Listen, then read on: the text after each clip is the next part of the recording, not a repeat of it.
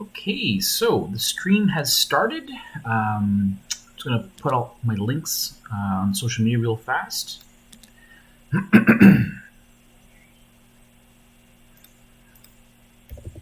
Looks like the players have already loaded their lists and they have already started putting down terrain, so I do apologize.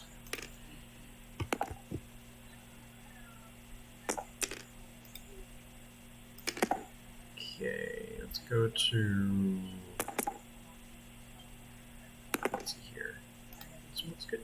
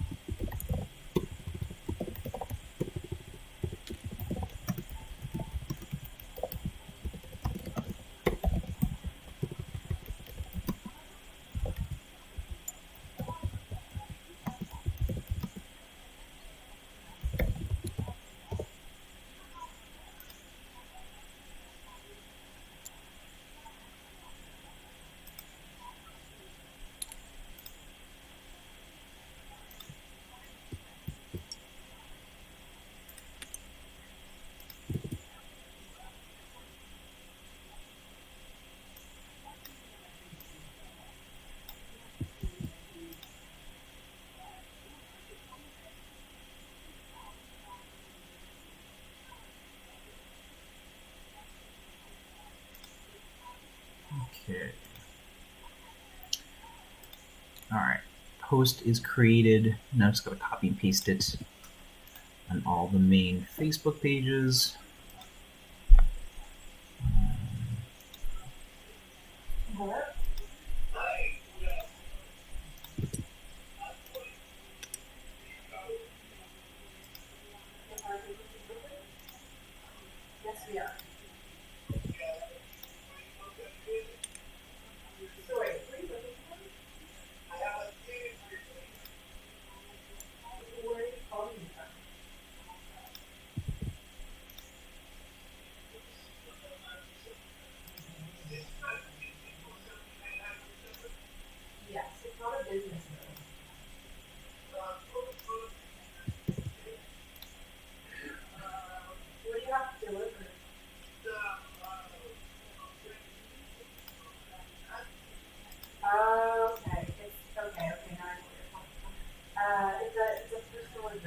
Okay, sorry folks, almost done.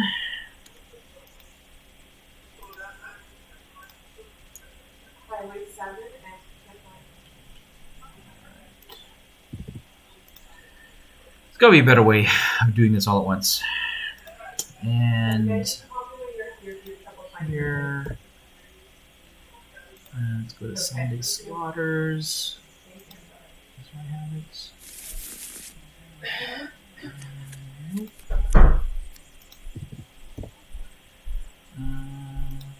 This channel here, Battle Media.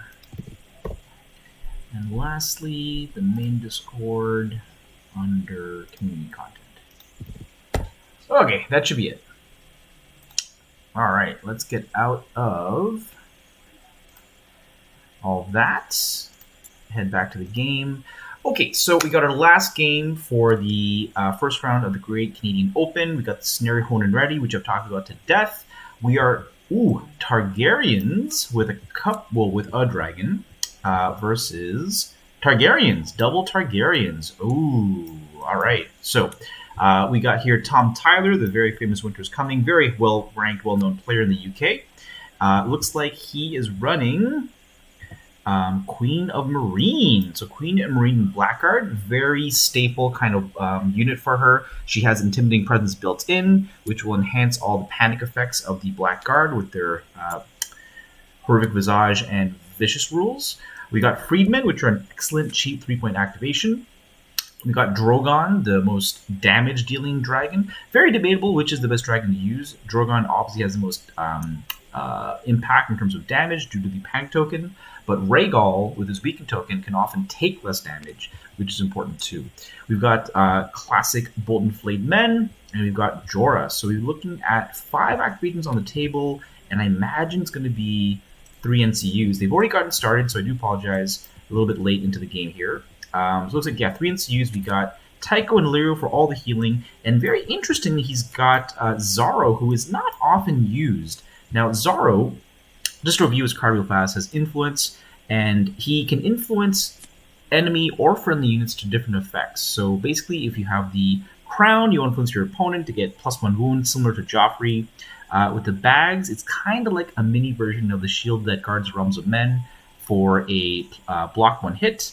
Envelope gives you +1 attack, and if you got the House of the Undying, which you don't here, the enemy suffers -1 attack. So this is not bad. Typically, Zaro in the old edition was used for defense, so I imagine there'll be a lot of bag plays to keep your units alive a bit longer. And over on this side, we have a very different build because we've got Khal Drogo and Blood Riders, which is a great unit, but as I've often complained about, not the most offensive. Just very, very durable. We got Outriders with no attachment. We've got Stormcrow Mercs with Brawn. Very interesting. He is free here. Bit of overlap. I don't know if I like this because the loyalty through coin is going to kick into play, giving them better armor and better morale with the bag. But one reason why you take Brawn is for the motivated by coin, which the unit already has built in. So I feel like that's a bit of not great synergy there. And then for NCUs, we got Tycho, the ever-present Tycho for the 5-1 heal. We've got Khaleesi, who grants you removing a token and rerolls. And we've got Barristan. Barristan is an excellent piece in the right situations where he can act as a face-up counterplot, essentially. And in this matchup, I wonder which cards are the most important to be used. I mean, you can use it to block Tycho's heal. What else can you use it to block? You can use it if you know which offensive cards your opponent might want to use, like Fire and Blood or Overrun. I'm trying to think about Daenerys Queen of Marines cards. I think she has mostly Lannister cards, like Targaryen Supremacy. She's got one which creates her own corpse pile. I really don't know her deck too well. Anyway, let's take a look at the terrain. We've got woods and weirwoods. Very interesting. So I'm going to imagine here that I imagine Spirit is going to put down the weirwoods. The idea is that the weirwoods are going to negate the panic advantage of the Flayed Men, along with the panic token delivered by Drogon. Plus, of course, you know, all of Daenerys' cards, for the most part, are almost very Lannister-like in that they're mostly involved with panic in some way, shape, or form. So I imagine the weirwoods are there for Spirit's side. And that would mean, I imagine, that Tom put down the woods. Now, the woods are very interesting placed. Spirit probably put down the weirwood first in a central position, which leaves a big gap in the middle and pushes the other terrain to the sides. The woods in the corners is interesting because I don't know what effect it's going to have. Now, it looks like already he's going to use it as bunkers, essentially. So he put one in each corner objective so that Daenerys can sit in the wood and score 2 points a turn while the rest of her army runs around and kills things. So it looks like the Freedmen will also kind of be used just as a pass token. They're placed very defensively in the corner here. So yeah, pretty interesting terrain deployment. Very smart on Winter's part. Now that I think about it, it's going to give Dany a very safe place to hide behind. Also, any unit charging into her will give her +1 to her save. So she already has a 3+ save in Blackguard. Going up to 2+ save will make that unit incredibly durable. And with the Heroic Visage and Vicious with Intimidating Presence, make them quite painful to attack. So looking at the tactics board, it looks like Tom went first. And you can imagine that he probably went for the envelope first, probably followed by a horse maneuver, maybe a zap into a crown. Most of this isn't incredibly relevant. Just the cards and the maneuver probably are the most important things. And let's see here. So if Tom went first, he's done 3 activations. And he's done a 4th with the Freedmen. Spirit has done 2, 3/4. So I think he forgot to tap Tycho. When you see Tycho way over here, it doesn't look like he tapped him. I would have put him onto the tactics board or flipped him to show that he's tapped. Again, this is a mistake generally. There's no reason not at this point early in the game to just tap your unused NCU so you get some information about where your opponent moves. So I'm curious if that was an accident or not. So Drogo has moved very, very far forward.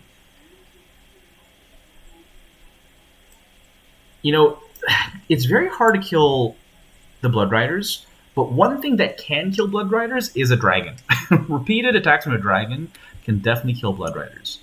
Now, the good news is Drogon does not have any sorts of extra attacks. So when you play Mother of Dragons, you can get extra attacks through Dracarys. When you play Drogo, you can get extra attacks through Assault Orders. And when you play Grey Worm, you can get extra attacks through Issue Commands. And in all those cases, you can also take the Unburnt, I believe, version of the of Dany, which can also get you an extra attack as well. In this particular build, I don't think Drogon can get extra attacks. So I'm really curious to see how careful he uses Drogon. And it looks like he's being very careful. He's using him behind a wood right now to prevent getting shot from the Outriders. Oh, I didn't even notice. Spirit has his own Drogon that was hiding in the back. How could I not see this dragon here? So we got dragon on dragon action. So this looks like a very different gameplay. So there we go. Spirit taps Tycho finally. It looks like Tom is going to play a more defensive style game where he's going to probably try to camp Dany in the corner. And I imagine, well, I imagine that Spirit's going to play more aggressive, but he has put Khal Drogo into the middle. Now, will he stay here? Probably not. He's probably going to leap out and attack something. Let's do a quick activation count. I think it's 8 on 8. Tom has 2 cheap 3-point NCUs plus, 3-point activations plus his NCUs. And, so I think Spirit is an activation down. I see 4 here. This is bronze, so there's no unsullied officer. So yeah, it's 8 on 7. We will see. So that is actually very significant. It means that Tom can have a tempo turn, meaning at the end of round 2, Drogon can get a charge in, get an attack, and then with the swords, get a second attack back to back. The only thing that can interrupt an instant kill is Tycho at this point, which is one reason why Tycho is so highly valued. So it looks like we've just got a lot of aggression coming in from Spirit here. He's moving very far forward with Drogo, very far forward with Drogon, and we'll see how Tom reacts. So Tom looks like he's kind of turtling onto the right side here, playing very defensive, keeping Dany super safe.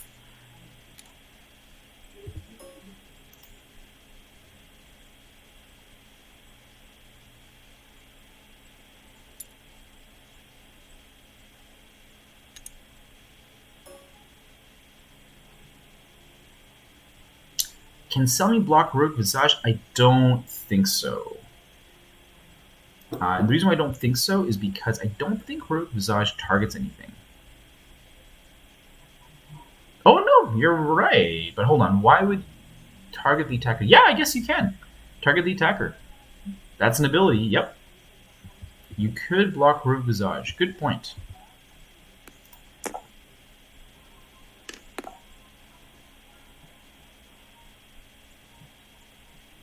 Yeah, you just gotta make sure you put Barry in the right spot here. Okay. So it looks like we did a Warcry. That is a bit of a mistake to get into Warcry range after Drogo's committed himself. But I wonder if Drogo is already in range of the dragon. Drogo really needs the Warcry to do any real damage to these flayed men. My buddy Rich, who's in the chat right now, ties up my Drogo all the time. And I often spend literally the whole game just futilely battering the armor of the flayed men. So it's not a matchup that Drogo wants. This is going to be a very bloody game, I feel, with double dragon and flayed men and blood riders. This is going to be a very, very bloody game. So yeah, I feel like Spirit needs to hunt down one of these cheap activations like Jorah or the Freedman and just kill them with his Outriders. He needs to even out this activation count as soon as he can.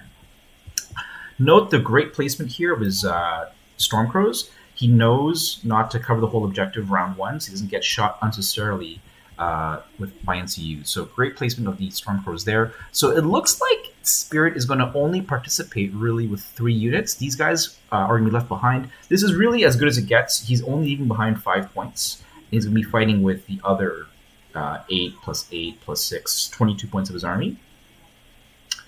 I'm really curious, not knowing this matchup incredibly well, what can Barry really do to block significant plays? So it looks like Spirit has done all his onboard activations, and yeah, Tom is just, he had a wide deployment, but being so mobile, everything's kind of turtling up in the corner so that they can support each other, which is very smart play on Tom's part. You can't let yourself get picked off. And it's going to be very hard being out-activated to have these Outriders actually be in a position to take a shot on Jorah. Jorah's pretty mobile, and you'll have to telegraph that move before you get a shot, and he's got lots of time to get out of the way. Okay, so yeah, Tom went on the envelope first. He's got 5 cards. It looks like Spirit didn't grab any of the cycling cards from Drogo. And we're off to round 2. So now, Spirit is first. And there's no obvious play. It's so risky to throw Drogo in because of the dragon. The dragon can cause some serious damage, especially with the Intimidating Presence. At -3, +1, -2, like Drogo's Blood Riders are easily very panicable at that point.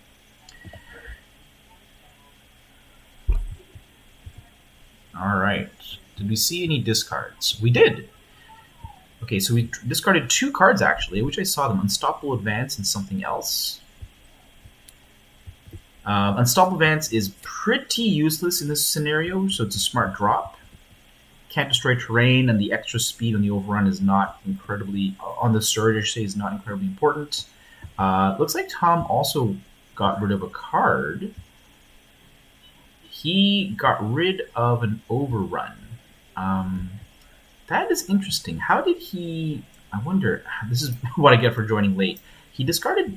Looks like... I can't count. 14... Yeah, he only discarded 1 card, but how is he able to discard a card?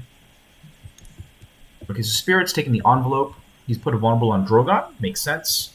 Tom responds with a bag, and he's influencing... Looks like Drogon with Zaro. So that's pretty nice. Drogon's going to block 1 extra hit. Now, very interestingly, he's removed the vulnerable off the Flademan. I guess that kind of makes sense. If you remove it off Drogon, Drogo can, I guess, Warcry onto Drogon. And now you're only getting part value on the Warcry. And honestly, if you don't vulnerable the Flademen, they're pretty hard to kill with naked attacks. Now, having said that, Spirit has his own dragon, so it's not like he doesn't have tools. So this is going to be a very important round. I wonder how safe Spirit's going to play. Because Tom out-activates Spirit, Tom can, with a swift reposition and a fire and blood, get a charge on the enemy Drogon and get an extra hit. Now, again, Spirit does have Tycho, so he can block. He can restore 5 wounds. So the tempo turn may not necessarily kill his Drogon. But yeah, this is going to be a very important turn for Tom to see if he can use this tempo to make a significant play here.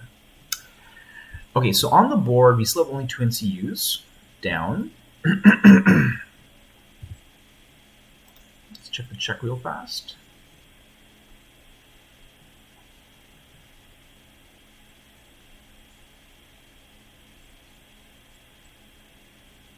All right, so nothing too crazy. All right, so Barry is going to go on the Crown. Interesting. Now, I guess it's not that crazy. I mean, normally you take the horse, but everything's more or less in position, I imagine. So the question is, what will Barry influence now? And Barry looks like he's going down onto the Flayed Men. I wonder what abilities do you want to block? Because I don't think Flayed Men have any abilities at target, so you're really canceling cards or Tycho's heal. Yeah, so you're really using that to stop. And he's going for a Crown Zap, which is a wound, which is not bad.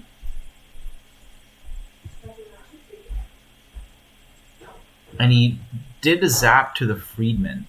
Now, these guys have bad morale at morale 8, but they do have 6 wounds, and they are not disorganized. So it'll take roughly three Crown Zaps without any heals to kill those Freedmen. Illyrio might be used here just for a heal. Like, I think everything's pretty happy where it is. And yeah, sure enough, Tom's happy with his positioning, and he just uses Illyrio for the heal. So now we're going to see what Danny does. So Danny has no tokens to remove. Is there any reason to delay Danny? I don't think so. I think Danny should just go down for a free attack. Uh-oh. This is not... Okay, this is a misplay. If he moves onto the objective while there's a spot open on the tactics board, that is a misplay. Uh-oh. Is he covering the whole thing? He is. I wonder, why would he do this? So he's got the objective, but he left the swords open. So now I think he's going to shoot arrows. He's pointing. Yeah, that was a misplay. He forgot there was a zone open on the tactics board, I think. That's what it feels like. Yep, shooting arrows in the Stormcrows. We got 4 hits. Yeah, this is just unnecessary damage he did not need to take. He could have taken that swords and blocked it. Oh, look at that. 4 for 4. 4+ saves. Nicely done. What is that? 1 in 16 chance of happening? Pretty good. Okay, so now he taps Danny. Yeah, he forgot to tap Tycho earlier also, so just little small misplays that are making him a little less efficient. And because he's an activation down, he really can't afford to misuse his activations here. So it looks like the Freemen are going to activate quickly. This is a very fast game. I like the speed of it. I would have maybe moved them over a little bit just because they seem to be clogging up the movement a little bit here. It's making things pivoting a little bit tricky. So I would have maybe backed up myself a little bit. So Outriders are activating. I wonder if it's going to go and capture an objective. And I wonder if this turn Spirit pulls back so that he doesn't risk his units. Now, if he does so,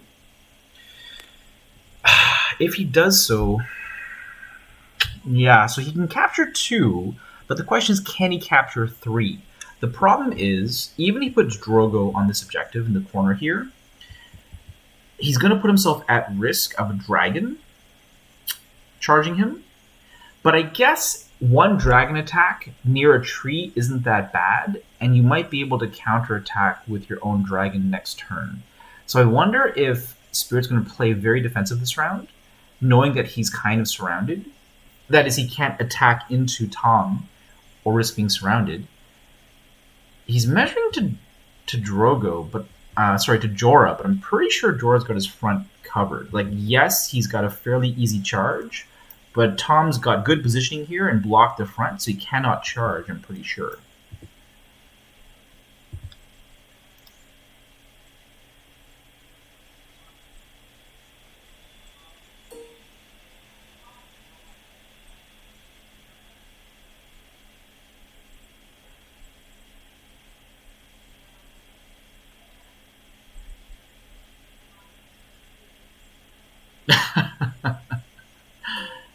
Yeah, definitely. You want that Danny influence. You can roll a 1. So Jorah is coming out, and yeah, he's... You know what, though? I don't know if I like this, because with the Swift reposition, I mean, Tom should be very careful. Right? With the Swift reposition, Drogo could get into a flank, into an overrun, and that would be pretty nasty. So yes, he's protecting Jorah's front, but I think with the Swift reposition into a charge, he could easily kill Jorah and get a flank charge into the Flayed Men with an overrun. Now I'm asking for specifically overrun here. But having said that, he has gone through 7 of his first 20 cards, so it's not horrible odds. Yeah, if I was Tom, I would very carefully measure the angle. Again, okay. Tom is an experienced veteran. I shouldn't really speak much here. He knows what he's doing. I'm sure he needs to make sure that an 8-inch move. Now, hold on here. Who's got the horse? Okay, Tom does. So he's got to make sure that a shift into a 6-inch maneuver cannot get this unit into the flank. I'm sure he's... No, that's an easy flank. That's an easy flank on Drogo. Easy flank. Yeah, that's easy. He doesn't even need swift reposition. Is he done? I think Jorah's done. And, okay, now, the question is it actually a good play? You kill an activation. You might have overrun to get into the flank and cause some damage to the flayed men. But you are going to be deep into the opponent. Now, I say that, except the only real threat is Drogon, right? Daenerys and the Freedmen aren't going to do much. And if Daenerys turns around with, let's say, a swift reposition, which would be a maneuver since he has the horse, it means she's not scoring points. And she doesn't actually have that much offense. She's mainly based on panic damage. So I think it's worth... Oh, man, I don't know if I have the cojones to charge Jorah here. It really depends on the overrun. If he has an overrun, it might be worth it. What do you think, chat? Should Drogo charge into the flank here with no overrun? Should Drogo charge into the flank if he does have overrun?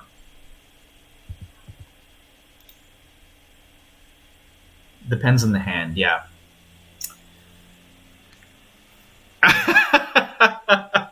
Mitch is like, yes, all the yeses. Yeah, I don't know. I mean, I wonder if Tom's trying to bait him in. Tom is a very experienced player. He could be trying to bait Drogo into a bad position. But again, it doesn't feel that bad, because you're only really fighting Drogon.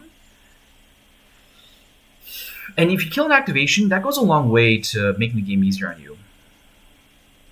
Oh, that is true. I forgot that when you play against this Dany, there's counterplot. Good call. Good call. Yeah, counterplot would be bad news. And Tom has gone through a few cards, right? He's gone through at least 6 cards. Yeah, he's down to 14. I really wonder, how did he cycle 1 card? Does Dany... She probably had... I should probably just check. I've barely ever used this version of Dany. Does Dany have cycling? See lists, see tactics deck. Nope. Her 4 cards do not cycle as far as I know. So I wonder, how did he go on the envelope and draw a card? Huh.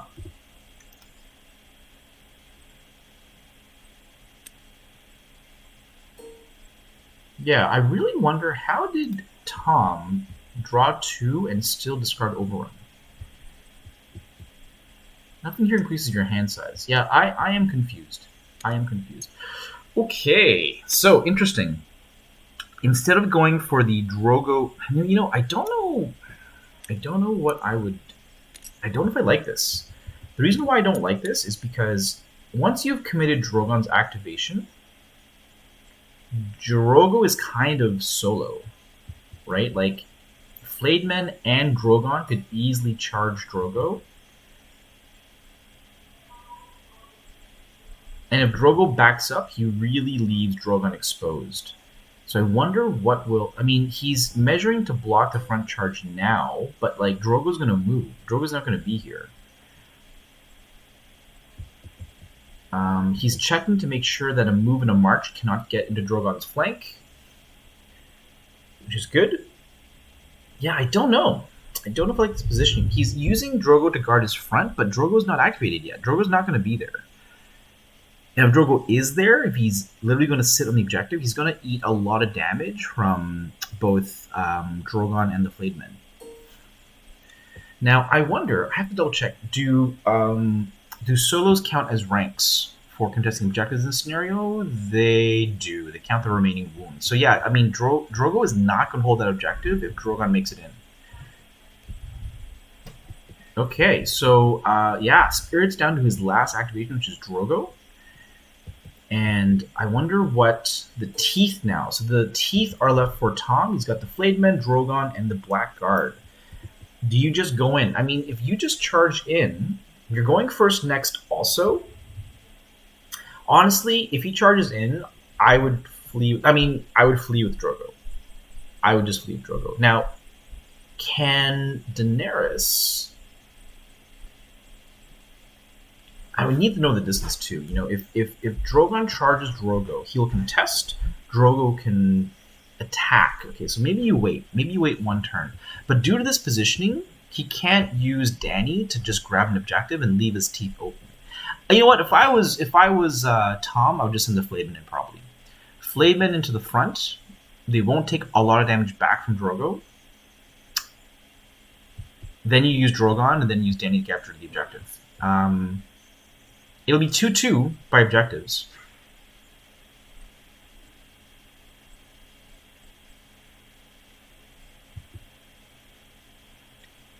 Okay, so yeah, I'm really curious. This is a very dangerous spot for Spirit. You know, he's about to get hit 3 times. Flayed Men into Drogon into Swords, I believe.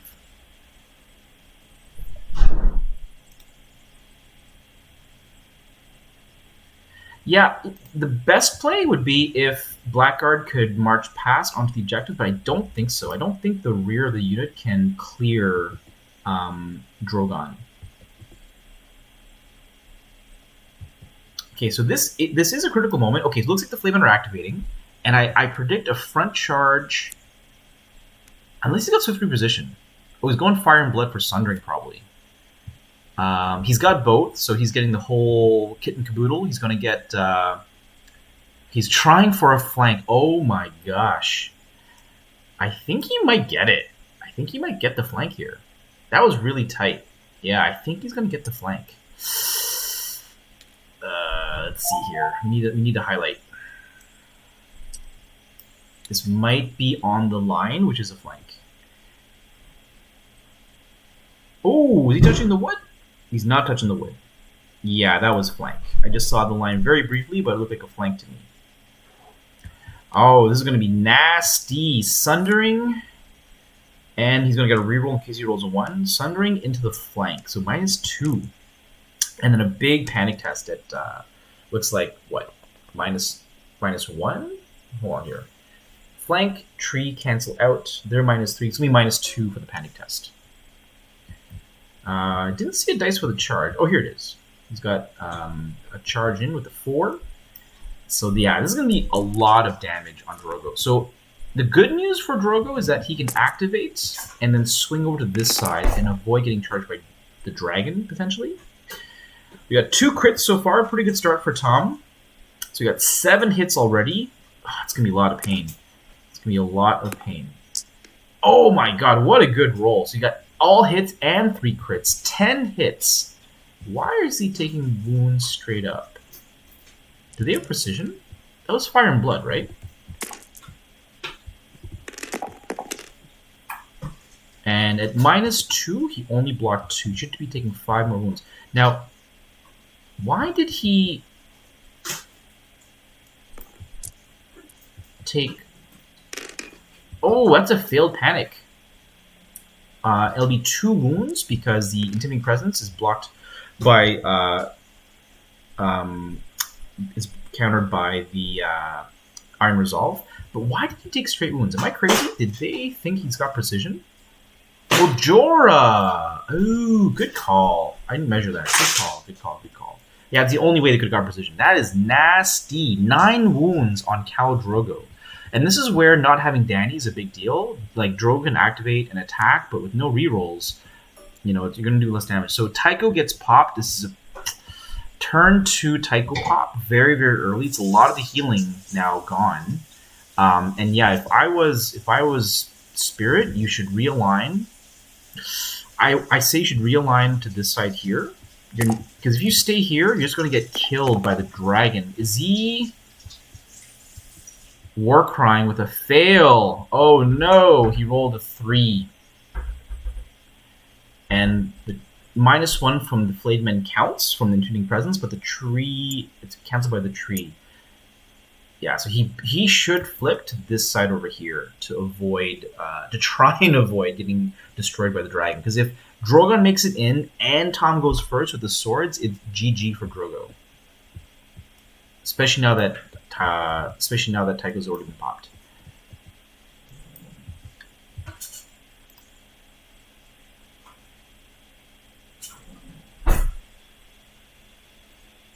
Should attack refueled first for a bigger heal. The heal is based on the opposing ranks, though, no?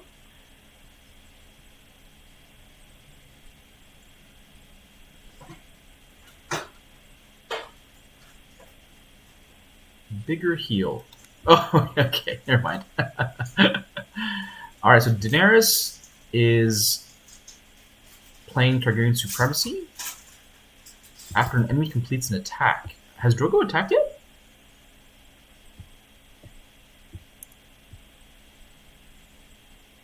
I guess he's saying I'm going to play this card after you attack. I don't know why you show it so early. I mean, yeah, the Flaymen are panicked. They could fail. They are surrounded by trees.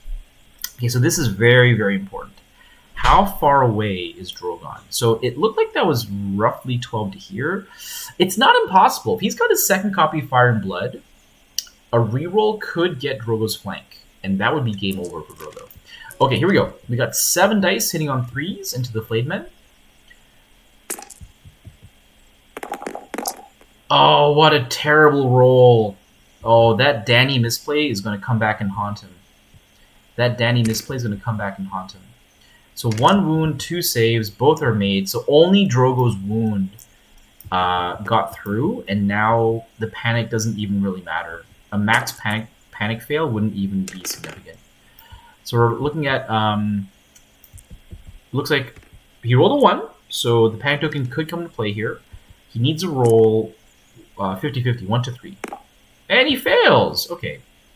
That's still not a big deal. It does not grant Drogo an extra heal because there's no destroyed rank. So there's 9 wounds on Drogo. So I'm really curious now. Okay, so Supremacy goes off. Okay, so it's going to be a -3. Okay, hold on. -2 for the ranks. -3 for... okay, so he's playing Sudden Retreat first. Oh, he's choosing. He's deciding. He couldn't use both. He's rather play the retreat. That makes sense to me. That makes sense. Oh, he's retreating onto the objective. Oh, that is what's the word? Not sneaky.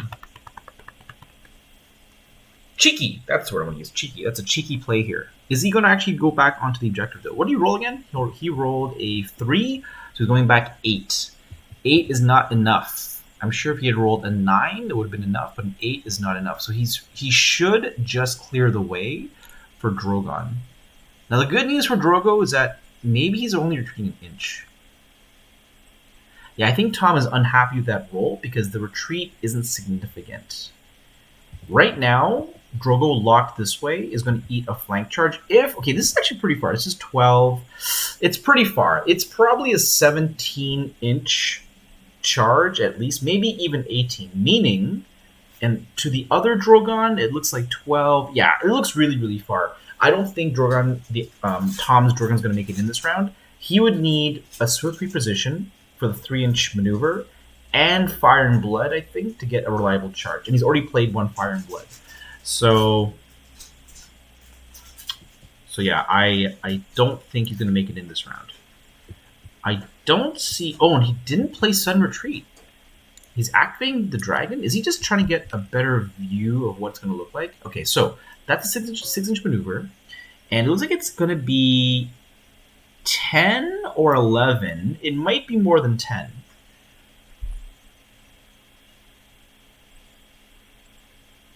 Okay, he's recalling. So he's, really planning out what to do with this retreat. So he is doing a big retreat near the objective. This gives Drogo the opportunity to pivot and face the next attack. Whereas when he was locked up, if Drogon could have made it in, that was a flank. Now, because of the way Tom pre-measured, oh no, because of the way Tom pre-measured, it implies he does not have swift reposition.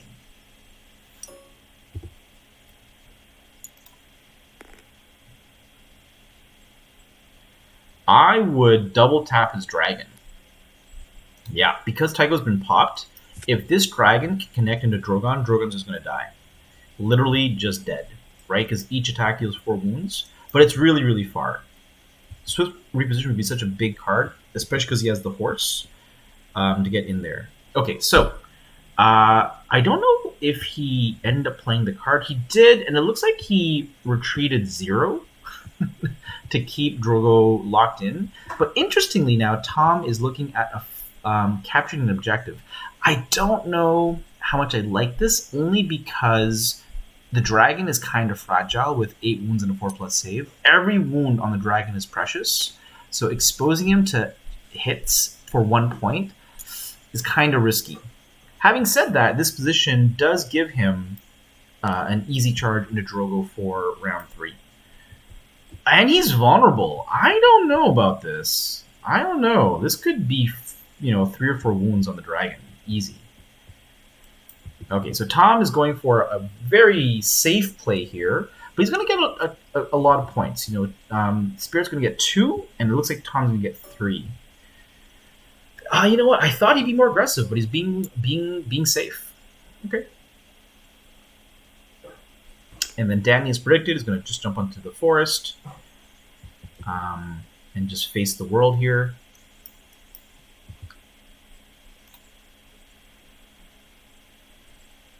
Yeah, that vulnerable. I'm really... That's going to be a very important arrow volley. And let me just check here. Zaro...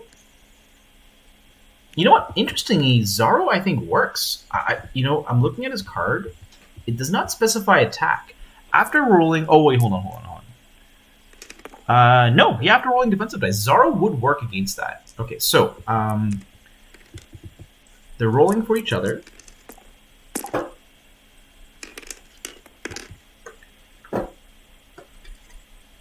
So I think this was on... Okay, hold on here. So he got 5 hits. The question is, who's he making saves for?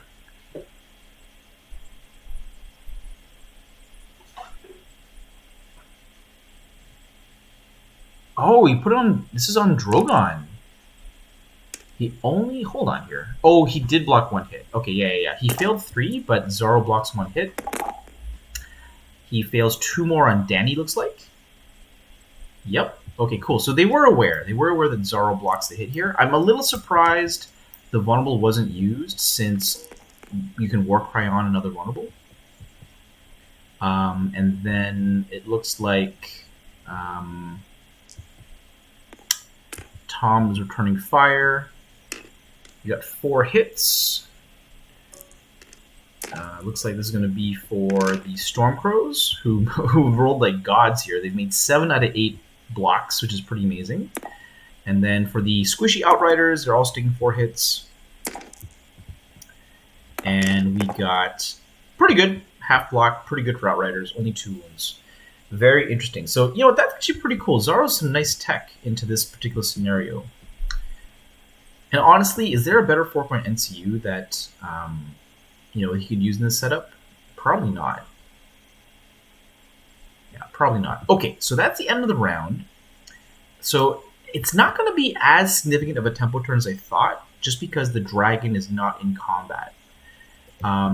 So looks like Tom has not gone through more cards, and I want to say neither has Spirit with his big hand of 5. So score is 3-2 is predicted. Very interesting. This is the only game I've observed where people have actually gone for the objectives for the most part. I shouldn't say that. I think Steve's game had a lot of objectives as well, actually, to be fair.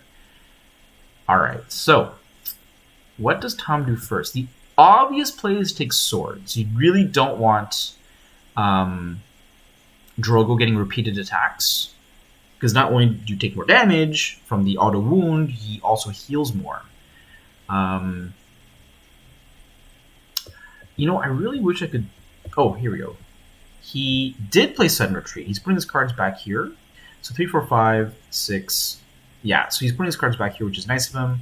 So this sudden retreat is actually a big deal. Sudden retreat is how you keep yourself alive from double attacks. So I really wonder. So he is going on the sword. Makes sense. Keep in mind that he's not popped his Tycho yet. He's just going to do an attack in the front. No rerolls. Into Drogo. No crit blow.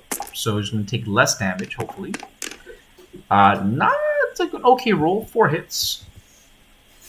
4 hits. And does he have a Lirio? He does not have a Lirio. So 2 fails. Not great. Panic at -1, right? The Intimidating Presence is cancelled by Iron Resolve. Vicious is -2. The tree is +1. So -1 overall. -1's a pass. Okay, so what do I do as Spirit? I probably take the bag.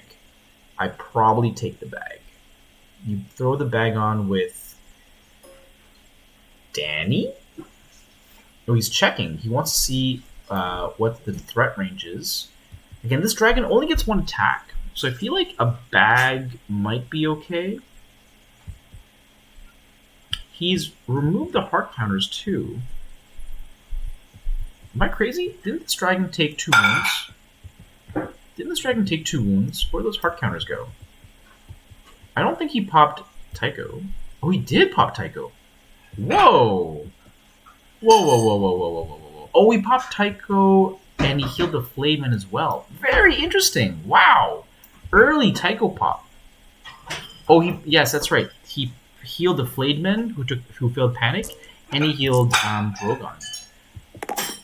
Warcry goes off. Wow, so both Tychos have been popped. Interesting. Yes, sorry. Thank you, Rich. I wasn't reading the chat. Yes. Feels a bit early to me, but Okay, so yeah, he does go for the bag, but he uses it aggressively as a heal, and as predicted, counterplot comes out. No crown though, 3+. Oh, okay, so he's got to settle for a heal. Looks like settle for a heal. That's big. Assault Orders is definitely Drogo's money card, so that's a great use of counterplot. And he's putting Barry here to prevent them from receiving cards or abilities that target them. I mean, maybe he's using it for Jorah? Okay. What does Tom's hand look like? Tom's down to 2. Envelope's a pretty juicy spot. Now, remind me, envelope means you get +1 dice. That's pretty cool.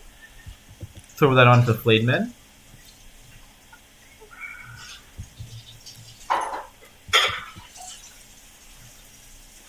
Now, do you remove that with Barry? Probably not, right? You'd rather block Jorah's Order. Now, who does Jorah's Order target?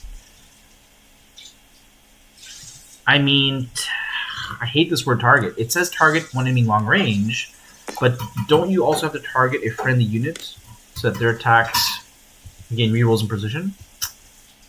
I don't know.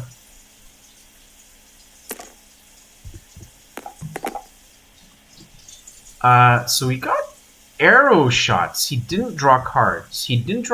Instead, he went for arrow shots. Yeah, this is my kind of play. I love them arrow shots. So he's shooting into the Outriders, and he took 2 more wounds. I mean, this unit's squishy. This is not bad play on Tom's part. If he kills these Outriders for free, that is going to be very significant to expand his activation advantage. Okay, so here we got Drogon. Drogon is looking at his options here. Jorah is probably too far away. And if he leaves Drogo and goes after Jorah, then he is leaving Drogo high and dry, essentially, right? And you're 1 assault orders down as well. Okay, so it should be Spirit's turn. Spirit is pretty nervous about this dragon. He keeps checking the distance. Yeah.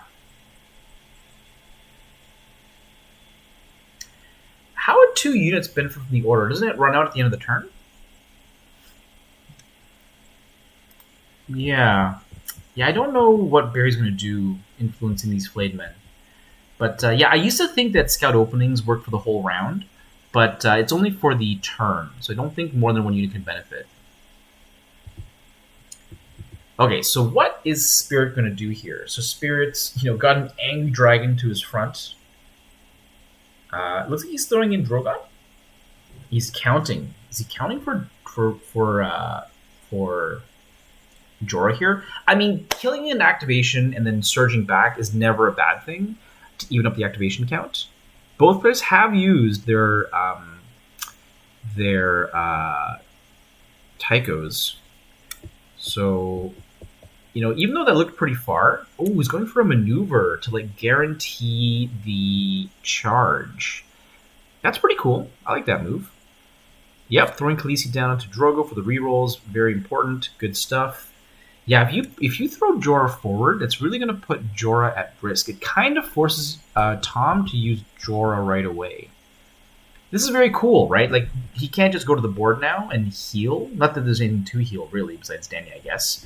He could, if he moves 6 forward, he's pretty safe from the enemy Drogon, and he's going to put a lot of pressure on this Jorah to activate and move, which would give him the 5th zone, despite being second player, which is kind of cool.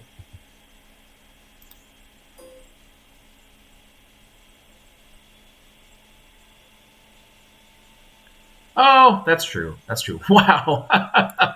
I never thought of that combo before. That's a good point. Yeah, that's extremely, what's the word? Niche? But yeah, it could happen. You're right.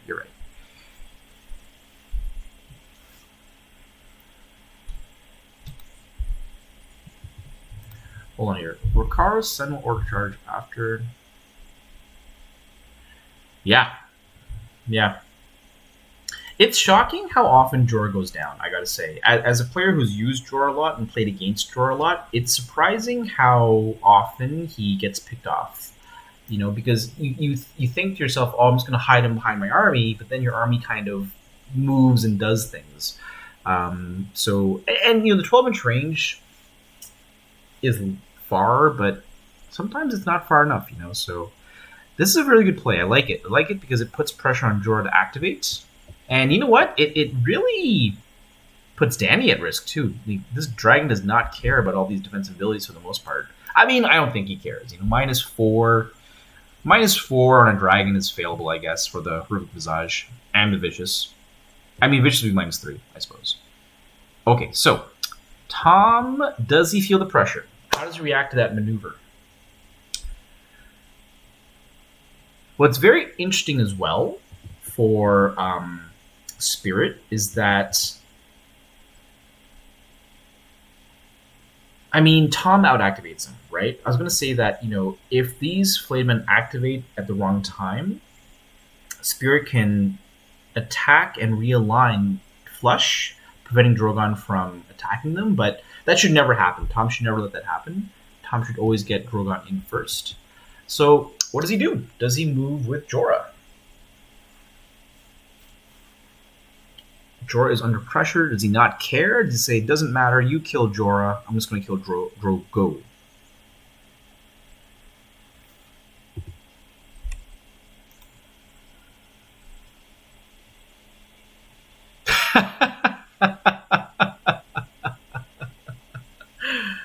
Yeah, old Jorah was so bad.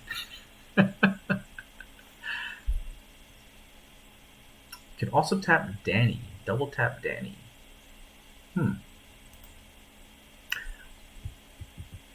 Double tap Dany.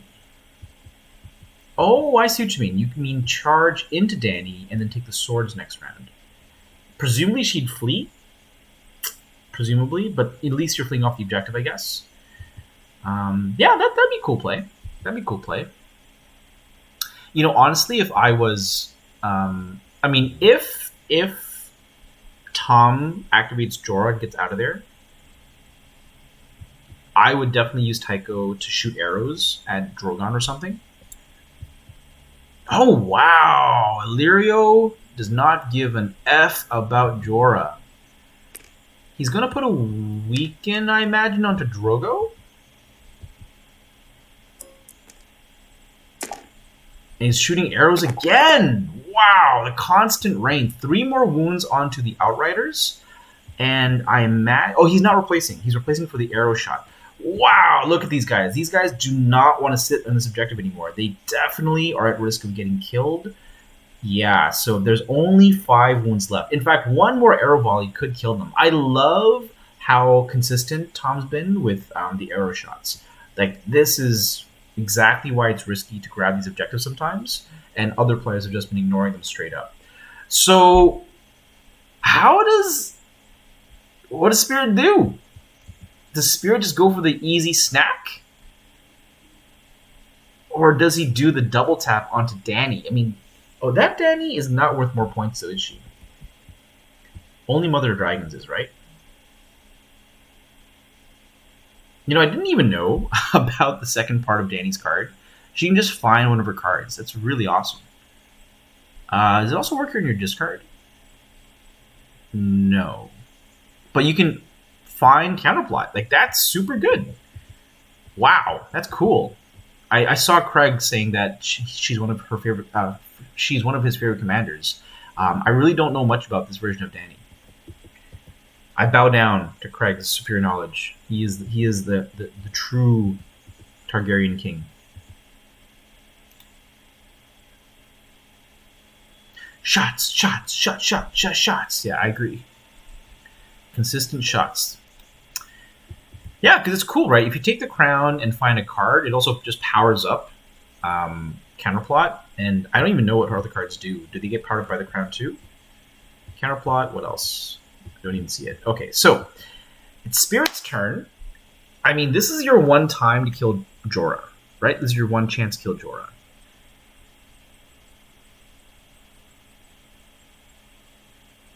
It's thinking. Has he played any cards? He had a hand of 5. What was the last card he played? Oh, it was Assault Orgers, right? That got cancelled by counterplot. Yeah. And you know, at this point, I don't even know if these guys sit on the objective anymore, you know? I don't even know. Because what does he do? If he sits on the objective and scores a point, he's going to lose half his wounds that remain. And then he's first next. Does he come off the objective with his first action? Because if he doesn't, if I'm Tom, I'm seeing another volley into their face. Yeah, Spirit's doing some very careful measuring here. So yeah, it's really too bad. He's going to pretty much lose an activation just because of arrows, you know? So I think he's got to leave. I think he's got to get off the objective. You can't go an activation down and play 8-6. That would be too crippling. You're not in that advantageous of a position yet. Is there any card play happening that I'm not aware of? A lot of discussion happening right now. Oh, you know what? I should probably check my Discord in case they've been asking questions.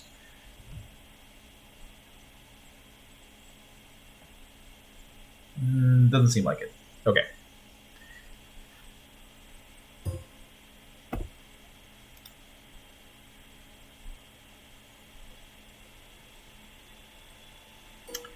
I mean, I would probably just kill Jorah. Get the point, get into a scary position. Yeah, he's going for the auto, quote-unquote, auto kill. I wonder if he has overrun, and if he's getting into the flank for a potential over... Oh, that'd be huge. Imagine that. Imagine if he kills Jorah, overruns into Dany, and then goes first with the sword next round. That would be humongous. So he didn't disorderly, so he can play cards. Sorry, that was kind of gross. You know, the distance isn't crazy for a dragon. This might be 8 or 9, which is not that bad for a dragon. He hits. Jorah's dead. Score a point. Activation count is now even, which is very significant. Do we see some card play? Do we see an overrun? Overrun. Overrun. Overrun. Seems like a no. Oh, wait. Hold on. Hold on. We got some measuring happening. We got some measuring happen. Okay, that is a 10. I don't know if a pivot is going to make it closer. He actually has to pivot anyway because can't move forward now and hit Danny. I think that's a 10. Does he have Fire and Blood? Oh, we have an overrun, people. And he has the horse for a reroll. Oh, there will be fire. There will be blood. Oh, Lord. Oh, Lord. Okay, so that is a 10. So it's a 4+ with a reroll into Danny. Oh, boy. Oh, boy. Oh, we got a 1 into a reroll for the horse. No, he failed. Oh, no, the 25%. Such sadness. Oh, that was heartbreaking. Heartbreaking. And now he might have left his Drogon vulnerable to the enemy Drogon. Oh, I would have loved to see that. That was a huge play. Props to Spirit for setting it up.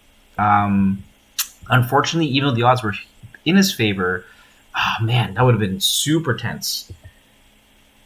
Oh. This is Queen of Marine, so no Dragonflight.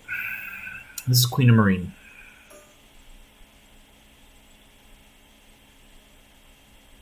Yeah, he's behind now for sure, and yeah, that would have been really interesting. If he would have hit Danny and then forced her off the objective with a retreat, that would have been really spicy.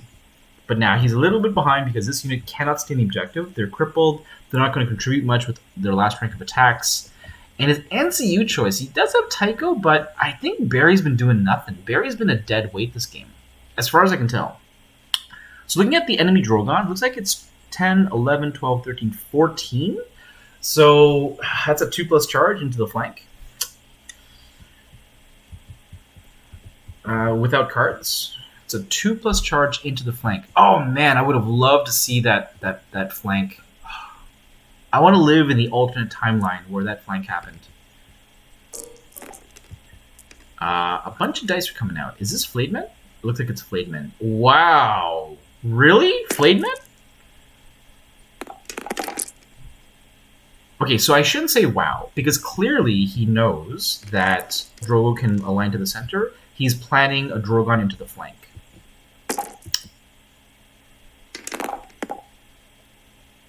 It's quite a few fails on Drogo. Panic, I believe he said -1, right? -1 on the panic, which is good. Okay, so very interesting. Very interesting. You know, if you suspect... Okay, hold on here. Spirit killed an activation before it activated. I don't know if Tycho's gone yet. So Tom went first. Tom has activated 3, 4 things. Spirit has activated 1, 2, 3 things. So yes, Tycho again is not yet activated. I'm wondering if after Drogon's moved, since Spirit has the last activation, I wonder if... Oh, no, he's activating now. I was going to say, after Drogon moves or tries to charge, I wonder if Drogo retreats off the Flademan to set up a counter charge into Drogon. But he's going for the attack now. Interestingly, he's actually exposing himself to Drogon because he wants the objective. I don't know if I like that. I mean, Drogo has 7 wounds left. I don't know. 7 wounds seems pretty scary. I mean, he's going to get more with the Fuel by Slaughter, I guess. Alright, we've got 5 hits. Danny rerolls into 6. 6 saves on 3 up with the vulnerable token. Will he do 5 wounds? He's done 2 so far. He did 1 auto wound with the Expert Duelist, rerolling the vulnerables. Oh, no fails. So, gotta make a panic at +1 for the tree. So Drogo is unlikely to heal more than 1 wound from that attack. He needs a crit fail with a +1. Unlikely. He got the crit fail, but he's got to fail this panic test. So he passes on 5. So he only fails 1 out of 6 times. And let me just do the math real fast. rolling a 4 is the same. It's the same. Oh, he got the crit fail! Oh my god! So Drogo is going to heal 2. Wow, what is this? Another supremacy. Okay, so is it 1 rank, intimidating presence, tree, iron resolve? I think that's even. I think that's an even panic test.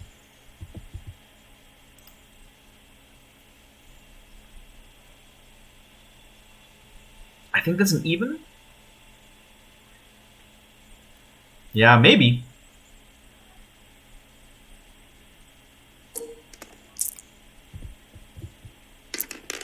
Passes the panic. Tom has gone through quite a lot of cards, so even if that card isn't the best necessarily, like he's got nowhere else to use it really. At least it's gonna cycle out. That was really big. That was really big. Like 6 wounds left. That is killable. The Flamen had an extra attack. I don't know if Tom rolled it. He probably did. He, is a pretty smart player. So now Tom's got a decision to make. Do you go after Drogo? 9 wounds on Drogo. Looks like he is. Because he's also contesting, right? If you contest the center, it's also a big deal. It means that Dany on the flank is still going to continue, generating 2 points a turn. I really don't know if Spirit holds this objective with these Outriders now that they're down to 5 wounds. So the charge here is automatic, I think. It looked barely automatic to me. He's in regardless. Yeah, this is very scary. Very, very scary. I don't know if I like exposing half. Yeah. It's too easy to counter. Like, I would have gone flush to deny that. I mean, this is hindsight. Who knows? Oh, what? He missed. Okay. Oh my gosh. Ooh. Yeah, this game is pretty exciting for sure. Okay, he got a 5 wound damage. He's got a panic token. So we're testing at minus... Okay, so hold on. It's actually -1 because Intimidating Presence cancels out Iron Resolve. And then Vicious is -2 and the tree's +1. So -1 for Drogo's panic test. There should be a panic token on Drogo here.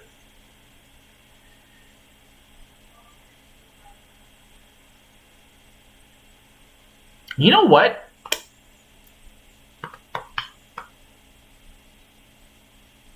Man. Okay, this is really interesting. Okay, there's the pass and the panic at -1, which is huge. Now, Spirit is first. Unfortunately, he can't kill. What's he doing here? 1 dice to do what? Oh, he made him reroll 1 dice in the panic because of the panic token. Yeah, they didn't put it on, so I forgot about it. Looks like he passed. Drogo is about to attack a vulnerable Drogon.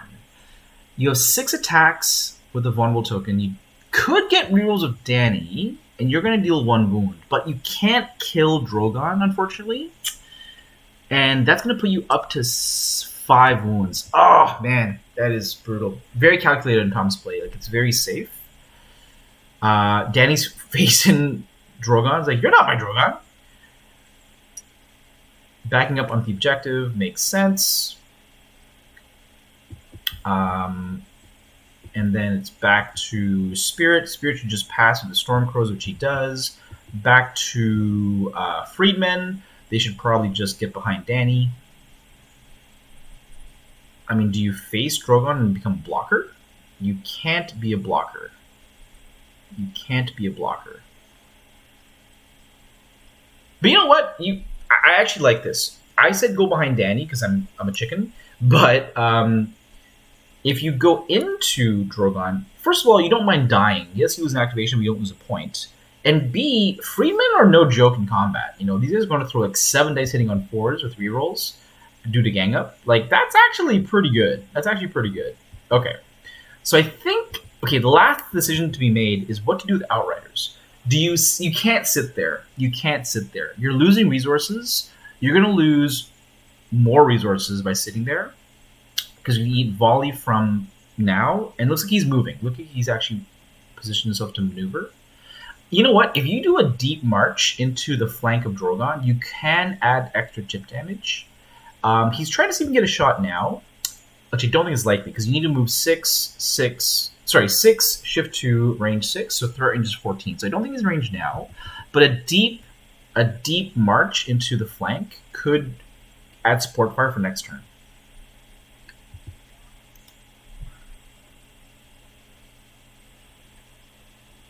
Yeah, can't die. Can't die. Yeah, Spirit's got a lot of tough decisions. A lot of tough decisions. That's true too. You know, if Spirit takes the board with a sword, then Freeman are free to tie up Drogon. Yeah, so actually, I'm too much of a chicken. I would have ran away, but this move is way better. Sending Freeman in as chaff is much, much smarter. They really do. I've gotten my Freeman to combat a couple of times, and it's always surprising how much how much damage they do. The best is when you can get like Drogo in at the same time. He's got like 9 days hitting on 2s with Blood of the Dragon. It's so good. Okay, so we got the Outriders, and I mean the decision is, I mean you can't sit there. I really think you can't sit there.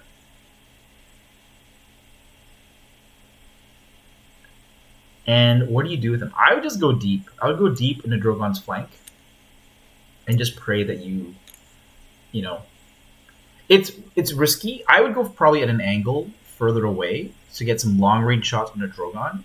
You don't need to go so close because you're just risking a charge from Flademan later on. So I would have gone at an angle closer towards his friendly Drogon to get long range shots in the future against the enemy Drogon. Okay, what is this? This is Ride by Attack? Oh, very cool, but unfortunately not usable here because you cannot clear the enemy tray. This card is so hard to use. Brett used it to great effect against Quarren. Got 8 wounds off with it. What? What? What is happening? Why would you do that? Is he trying to clip Drogon? But I don't think you can clip and stay an inch away, is the problem. Oh, wait. Oh my gosh. What mystery math is this? So yeah, I don't think you clipped. No. I don't think you clipped. Yeah, this card is so hard to play. Best used on Jorah. Yeah, he didn't clip, and he's also overlapping his friendly tray. Yeah, that card is really hard to use. This card is just kind of trash, for the most part.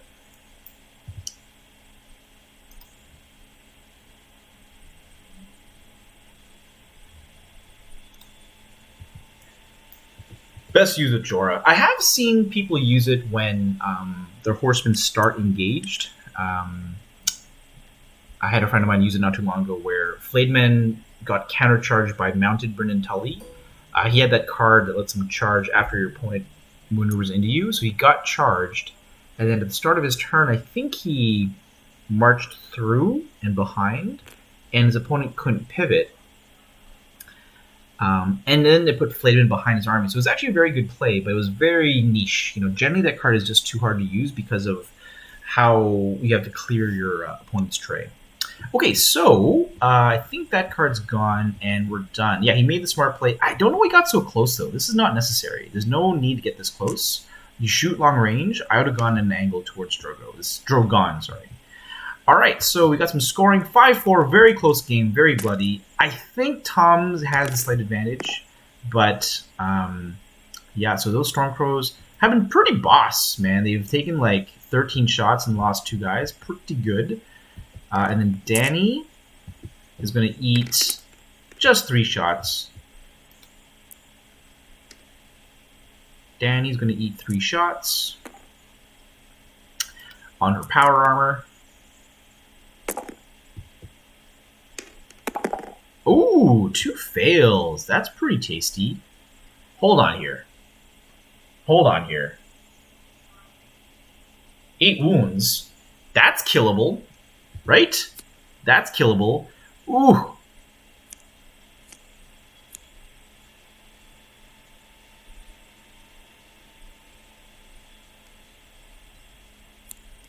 Man, with 8 wounds left, do you just charge Drogon in? Their morale's 6, right? With 8 wounds left, do you just charge Drogon in? What do you do, chat? What do you do? What do you think? I think Drogo's dead regardless. I don't think there's a way to save Drogo. Now, having said that, I was thinking, instead of attacking Drogon, what happens if you attack the Flayed Men? You do heal 2, you'll be up to 6. Can be one-shot still, unless you kill them. If you roll really hot and kill them, you get a 3-wound heal out of that. I still think they're dead, right? I don't know. I don't know, folks. Now, the other play is you take swords, attack Drogon, do a bunch of damage. You will be at 5 wounds. Yeah, that's risky. I was going to say, does Drogon attack you? There's a 1 in 3 chance Drogon doesn't kill you. And then a second attack would kill Drogon. Oh, what's got here? Blood of the Dragon. Okay, so good to get that card out of your hand. Looks like he... I don't know if he has been drawing cards or not. 8. Top of 4. I feel like this has not been good churn on his part. Tom has drawn 2 more, which is nice. Some retreats. Okay, so yeah, this is very interesting. Do you take swords? I guess the choices are, do you take swords or do you attack Drogon? I haven't seen any significant play yet from Barry, I gotta say. For a 5-point investment, who can be very clutch, I haven't seen significant plays from Barry yet. So I think which NCU he uses is going to be... Okay, look like he's going for the safe play. I should say safe. He's going for Drogo, probably, right? Drogo into what? Did he do Warcry? This might be your last chance to pop Warcry. You should really pop Warcry. This might be your last chance, bro. Okay, there we go. Warcry it up. Warcry is good. Nice. Okay, so now I'm interested. He's going for the 2-wound heal, which is very interesting, I think, because he will be at 6.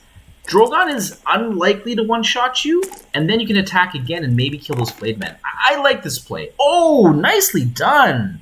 All 6 hits. I don't think he even needed Danny here. So he's got to deal 5 wounds. 5 wounds on 6 dice.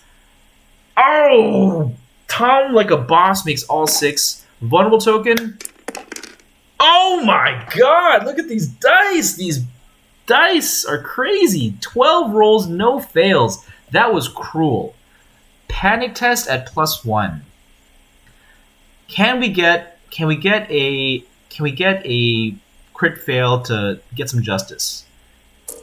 Can we get a crit fail for some justice here? That was cruel and unusual right there, I gotta say. 6 rolls, no fails. Oh, and he got a good panic roll too. He's got to make him reroll the whole set. He did roll a 3, but he's got a 1 in 6 chance, I believe, to roll 4 or less. Nah, he passed. Oh, that was cruel, Tom. Oh, man.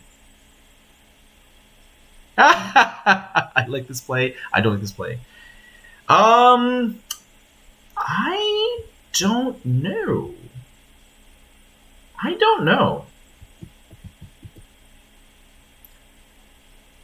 I don't know. You know what? Drogo, I thought Drogo was going to do like 2 or 3 wounds here at least. And that meant that the Flayed Men were at risk of dying. They're no longer at risk of dying. You know, with only naked attacks and no tokens. I mean, there's 4 wounds left if if Spirit attacks, right? He'll get the auto wound. He's got to deal 4 more. But I would be disheartened after that crazy 12 dice block. Okay, so yeah, Tom's going for a heal. Heal where? I wonder if he heals Danny. Oh no, he heals the Flayed Man. Okay, so they're not gonna die for sure. So you know what? I wonder if you attack Drogon now. Oh, Illyrio's still up, eh? I wonder if you attack with Drogo into Drogon and just set up the kill. Right? Because yeah, you got Illyrio, but you've got your own Drogon and archers into the flank. I wonder. Oh, and he put down Zaro. Huge. Huge. That is huge. It's going to block a lot of damage. I imagine he's going to take at least 2 sets of attacks. I mean, the Flamen are just not game anymore. Yeah, Drogon cannot get into the rear. Yeah.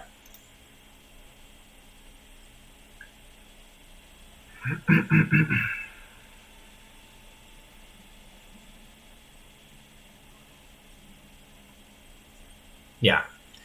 Yeah, someone was asking me about the way Expert Duelist works, and it's pretty clearly worded that it's when they perform a melee attack. So it's not like an after effect, it's part of your melee attack. Okay, so Spirit is thinking, I kind of... Okay, either you tag Drogo into Drogon, or you YOLO your Drogon into Danny. I kind of like the YOLO. He deserves a YOLO after that crazy dice roll that Tom did.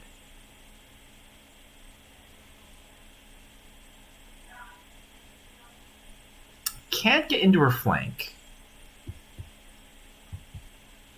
Yeah, before those Freemen tied you up. You know what? The Freemen tying you up might be the straw that breaks the camel back.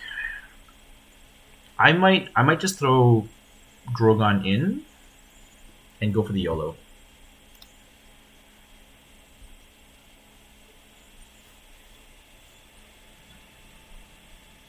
Oh, that would be rough. That would be rough, yeah. If the enemy Drogon can overrun into the Outriders, that'd be bad. That'd be GG. In fact, that's very likely at this point, to be honest with you. Tom's gone through 9 cards. Now, what card does Danny replace? She takes away Swift reposition. Oh, interesting. Wow, that's actually very significant. That's very significant. Not anymore, mind you, but it is generally significant. Okay. Drogon is coming in hot. You can't charge the Flayed Men because I'm pretty sure you can't get 50% of the trade the way they're lined up. I believe that the enemy Drogon's covering more than half.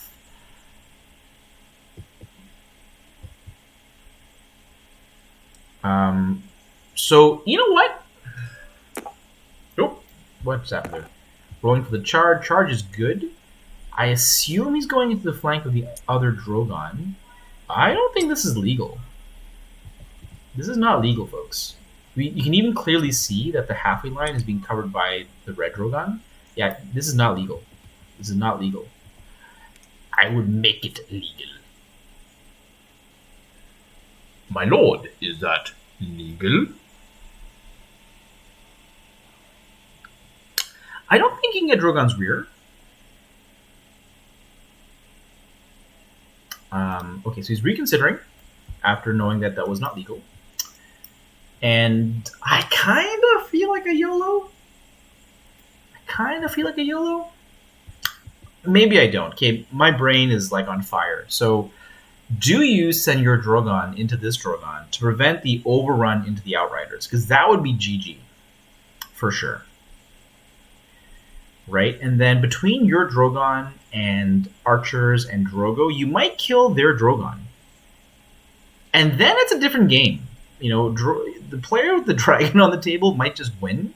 So I think that might be the better play. Just send your Drogon into here, deal 5 wounds, and then attack with Drogo or the Outriders. Because I think Tom would be pressured then to use Illyrio. Especially now that Drogo is up to 6 wounds, he's unlikely to get one shot.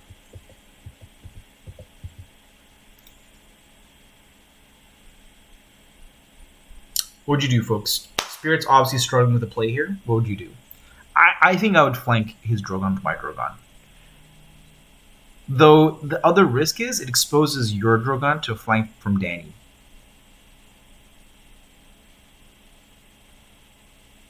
Yeah? Drogon and Drogon?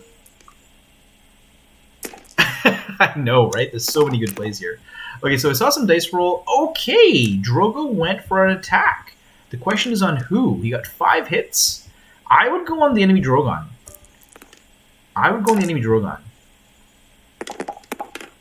Oh, 4 wounds. Where was that before? Am I right? Oh my god. Where was that before? If only he got that before. He would have killed those flayed men. Almost. We got a past panic. Oh, but they already used it. That's right. Okay, yeah. So that's another 2 wounds. Wow. I don't think that was the right play. I don't think it's the right play because you're not killing these flayed men, and you really got to kill the Drogon. I mean, you do reduce the number of attacks in the flayed men significantly. They only throw 4 dice now, but yeah, I don't think that was the right play. I think you should have gone for the Drogon, personally. You got to bring weight of attacks on a single unit, and I mean, he can shoot into their flank, to be fair. I'm sure he can shoot into the flank, but it probably is not enough damage. Okay, so Drogo has gone. He's got 2 cards in hand. What does Tom do? Do you tie up the enemy Drogon just to play things safe?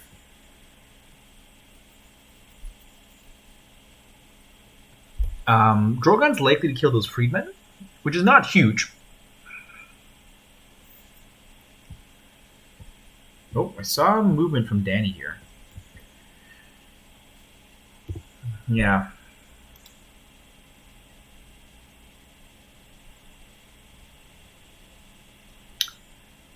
Friedman on Drogon is only...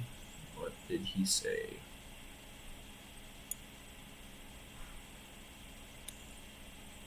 It's too far up.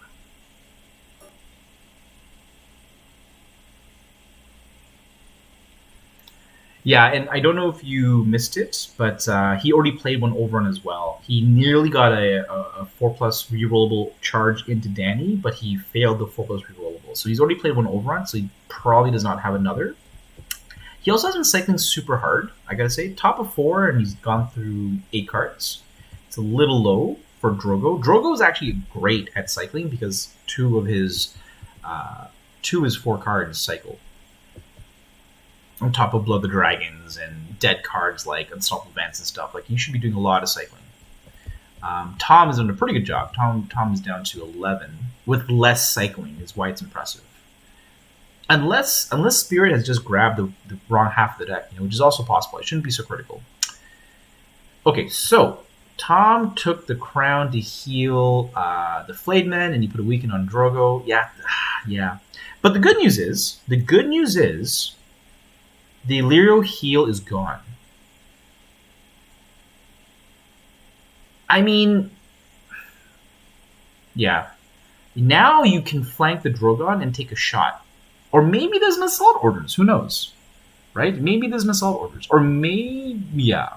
I was going to say maybe you draw assault orders, but then you'd never get that 5th zone. Ah, man. Drogon or YOLO? This Drogon can deal 5 wounds, and then you gotta deal 3 more with archers in the flank. That's actually not horribly unlikely. That is not horribly unlikely. Oh, it's unlikely because of the block, though. Yeah, the block. The block will prevent that.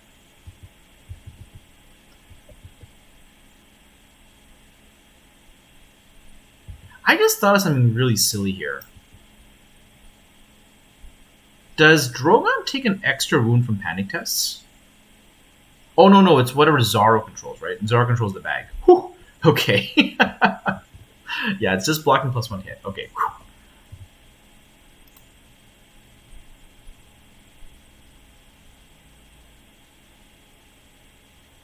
So I've been painting a lot. My Tard collection is almost complete.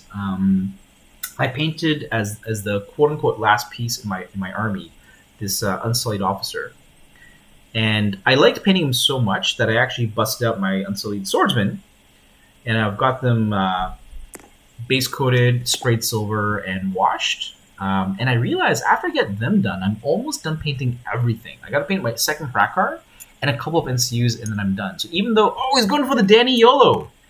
All right, let's see some justice. Let us see some justice. So he's trying to see if he can avoid getting flanked, and he cannot. He cannot. Okay, yeah, cannot get avoiding. But you're going to kill him. Don't worry, Spirit. You're just going to kill Danny, and it's going to be fine. You're just going to kill Danny, and you're going to be fine. Don't worry about it. First of all, he's got to make a Horrific Visage, right? So it's -3 because of Intimidating Presence. Intimidating Presence, or Horrific Visage, sorry, at -3 should be fine.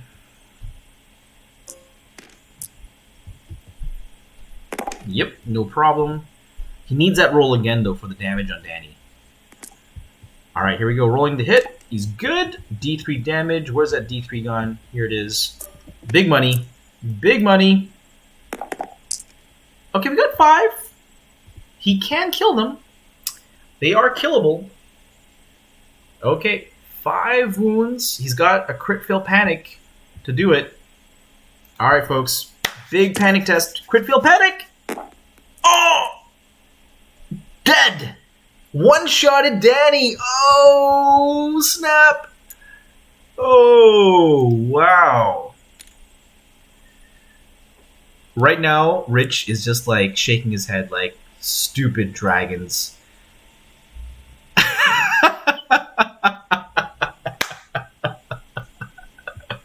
Oh, man. Okay, so you know what? I still think he's... I don't know if he's behind anymore. Whoa, did he play the second overrun?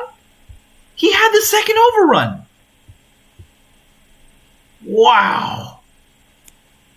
Wow! Holy cow! Alright, he hit. He had the second overrun. What a lucky draw! Rolling the D3. 5 wounds, down to 1 with the -3 on 11. Holy cow! What is going on with this game? Dead? Okay, okay. It's now 7 activations versus 5.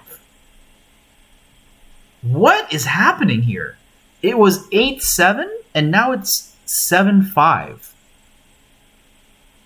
Holy cow. Okay, it's all about Drogo. Does Drogo go down to the double attack from Drogon and the Flayedmen? Okay, now let's think. Do you go on the objective? Or is it just a question of killing now? Oh my gosh, what is going on in this game? This is crazy.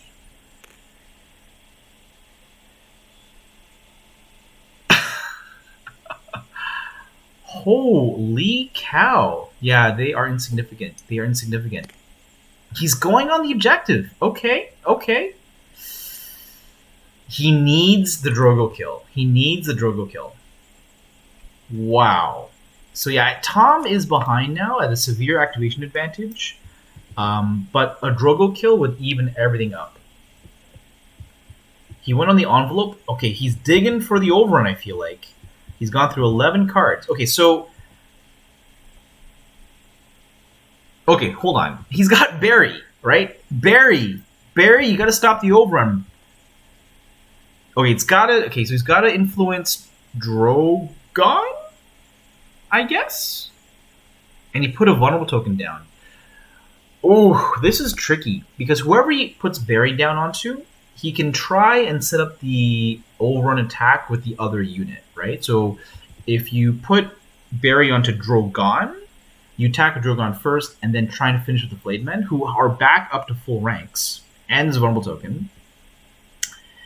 And then they can overrun into the Outriders, presuming they're in the flank. So what I would do, honestly, is actually you got to get those Outriders out there. In fact, you may want to. It's unlikely, unfortunately, but I was going to say take some shots into the Flayedmen and take off at least one wound to drop their attacks down. You only got to deal one wound. We got some cards disappearing. That was overrun. Okay. Okay. So, yeah. Okay, so yeah, you bury the horse and you maneuver into the flank of the flayed men with the horse. Whoa, whoa, he's activating? Why is he activating? There is a tactics board. Why are you activating? Oh no! There's this horse zone right here. Maybe he's doing that. Maybe he's just preemptively doing that. You can pivot through. You just can't. You gotta see an inch away. That's all. Is he marching onto the objective? Is he? Oh! Wow. Wow. Okay, what if he just goes to the objective and it's going to be 8-5 and needs to hang on for dear life? Oh, but he can't get the objective. He can't get the objective. Did he have a swift reposition? Ride by attack? Oh! Wow! Ride by is going to work here. But it's only going to do like 2 wounds to Drogon. Who cares? Oh! It's going to do 2 wounds to the Flayed Men. That is very significant. Oh, man. That's a pretty good play. It won't get him on the objective, but dealing an auto 2 wounds to Flayed Men is very, very important to bring their attacks down. Wow. Good play.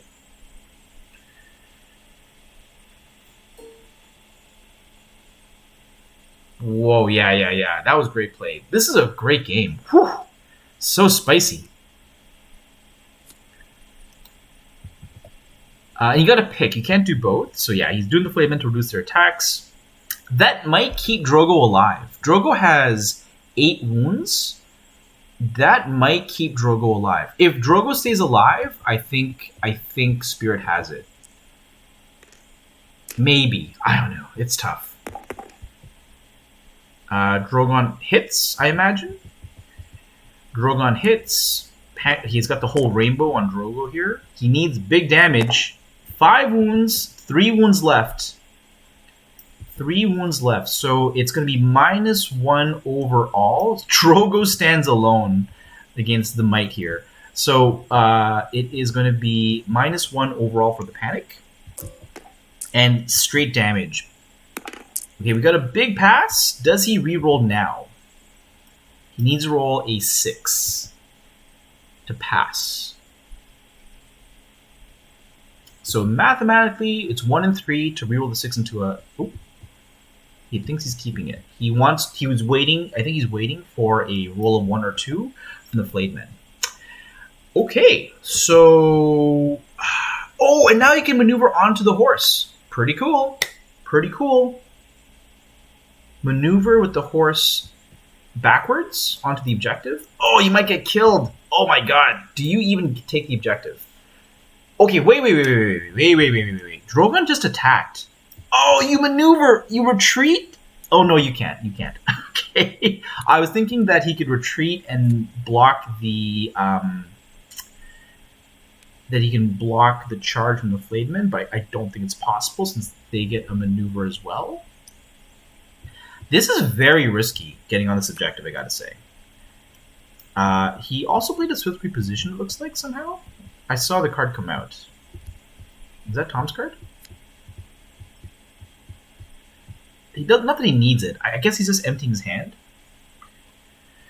So he's going to be at 8, and he just needs 2 more points. And, yeah, he's got 3 wounds left, 4 attacks in the Flayed Men. I think Drogo's going to live.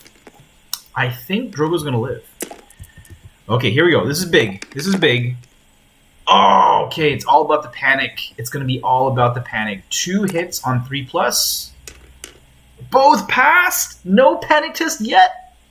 Reroll. Oh, it's a double fail. He's down to his last wound. Oh my god. Okay, panic test. Oh, I should probably zoom in on this panic test. It's at -1.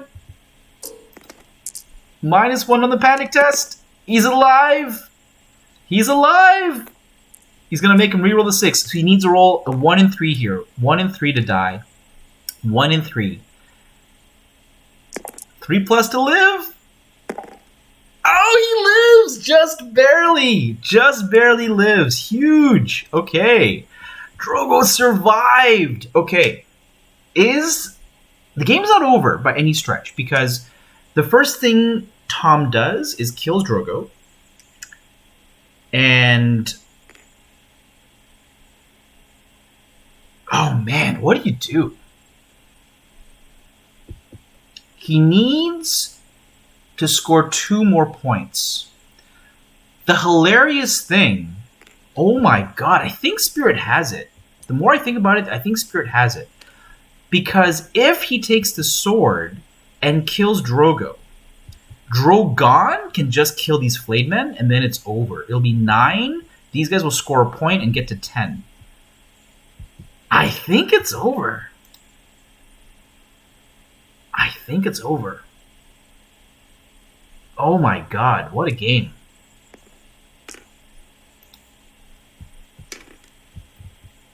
Doing arrow shots. Okay, this could be significant. Okay, who's taking the shots first, I wonder? That was a good roll, no matter who that was.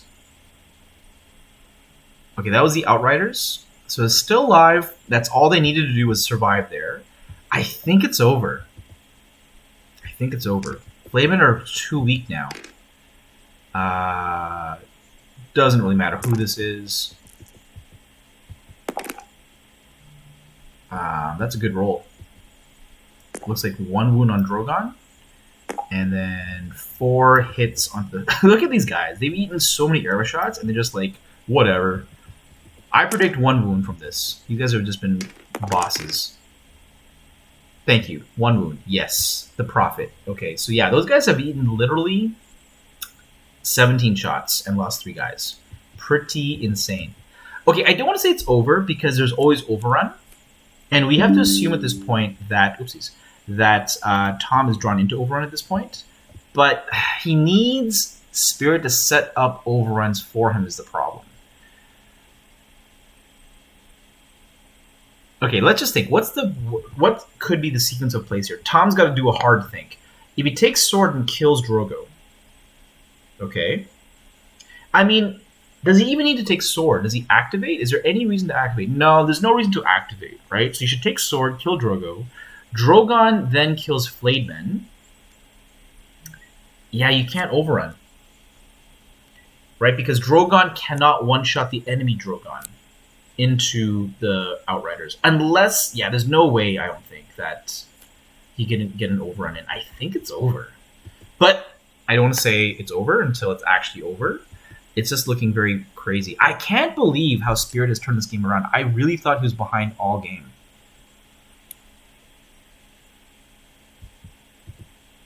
Okay, so we got the sword. Barring Snake Eyes, Drogo's dead. Barring Snake Eyes, Drogo is dead.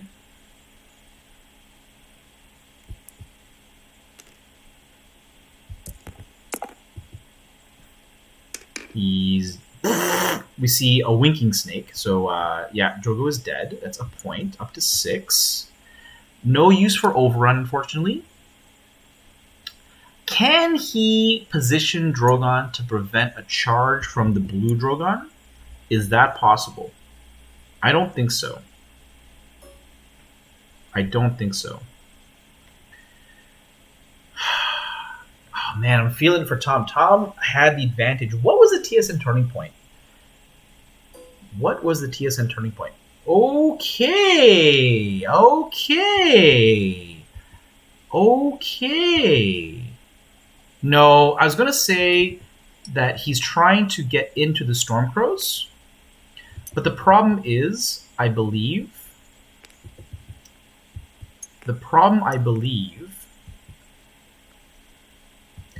is 1... Okay, hold on. It's 8, right? Okay. What's the safe play here? Do you attack with Drogon right now? Or do you take the horse to move something off an objective? I think you attack with Drogon regardless, right? You attack with Drogon regardless.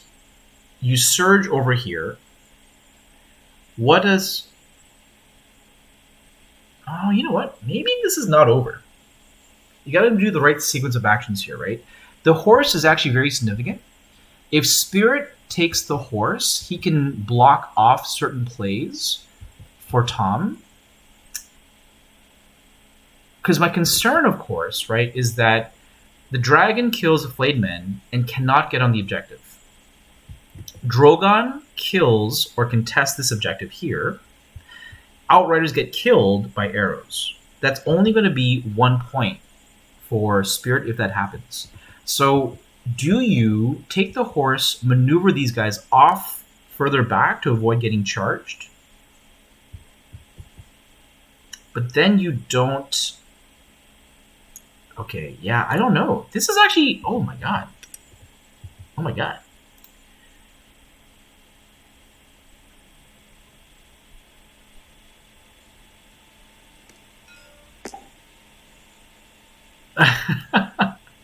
Okay, so we got a charge. Okay, so there are 5 wounds left.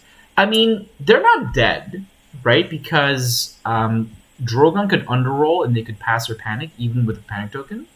So this is not guaranteed either. I kind of wrote them off, but there is a decent chance they're not dead here. Drogon hilariously rolls an extra dice because of Blood of the Dragon. Not that it matters. In fact, in hindsight, he should have probably used this on the Stormcrows so that they take less damage from panic. But, you know, that's... You should roll a 3rd dice, you got Blood of the Dragon. Okay, it doesn't matter. Okay, D3. Is it going to make it exciting for us and roll 1 on the damage? Is it going to make it exciting for us and roll 1 on the damage? He's dead. Okay, they're dead. Now, very importantly, where does the surge go? Very importantly, where does the surge go?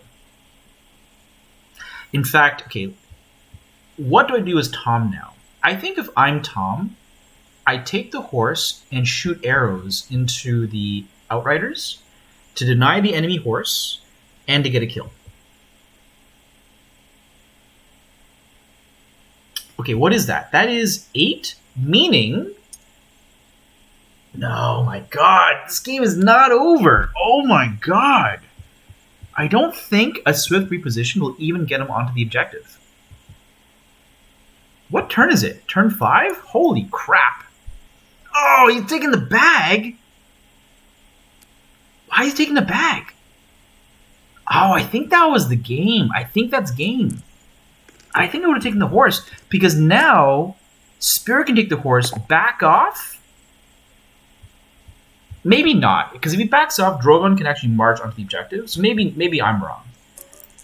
Okay, so we're taking 5 hits onto the Outriders, I imagine. Oh, sick! He made 3 out of 4 saves and lived. What? They're dead? Oh, okay, okay.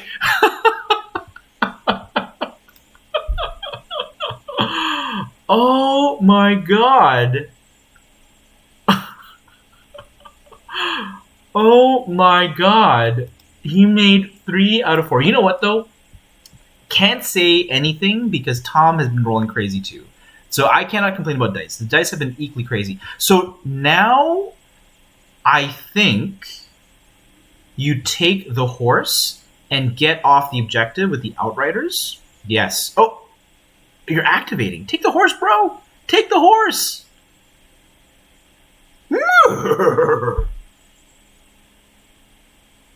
Why are you using your maneuver? What is going on here? Why are you using your actual active... Dude, he's just going to charge your conscripts, or your Stormcrows. Oh,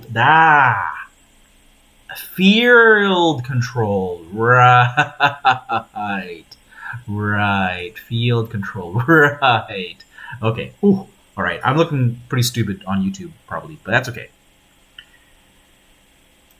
Okay, so field control. Oh my god, though. Is this gonna go to 6? Okay, I think Spirit still has it.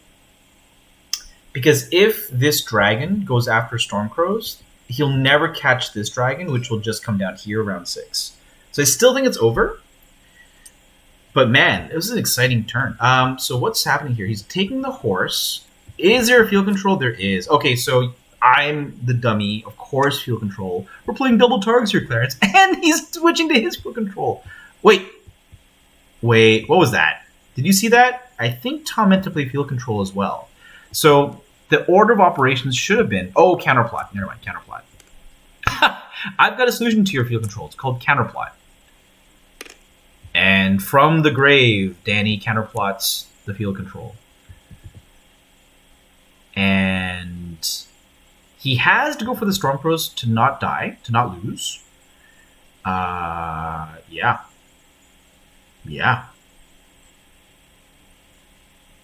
And what do you do if you're a Stormcrow? What do you do if you're a Stormcrow? Has Barry done anything this game? I can't tell, obviously. I'm not paying attention to all the little card play that might be happening, but I feel like Barry's done nothing.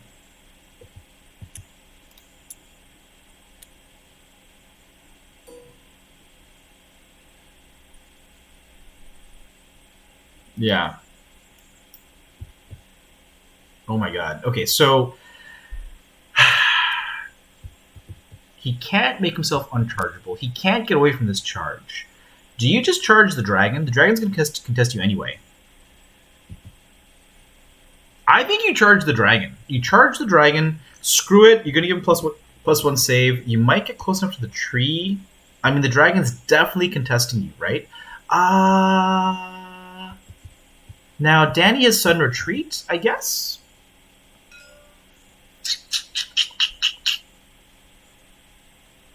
Okay, but is this all academic, right? Let's just think about this. Is this academic? Let's say Tom even kills this unit and gets 2 points up to 8. He's so far away that this Drogon will surely just get this objective down here. So it should end 10-9, maybe? Oh, look at this measuring. He's checking to see if he can attack the other Drogon. Why? Yeah.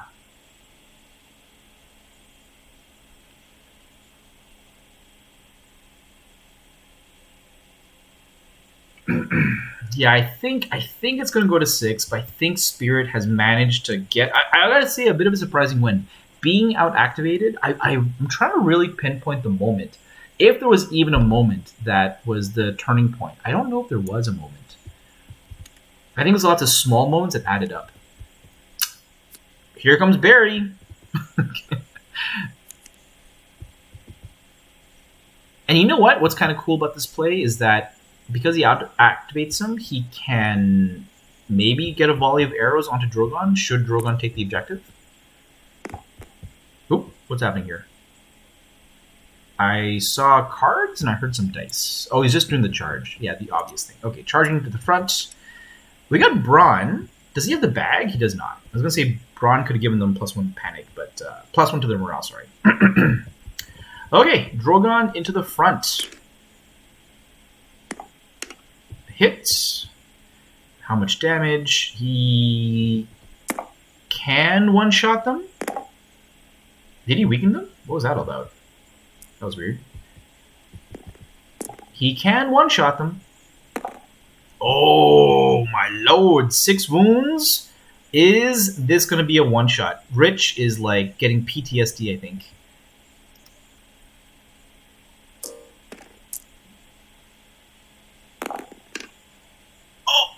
Oh, is that a one-shot? That's a one-shot. He just take him off. Take him off. Oh my god. What a game. What a game.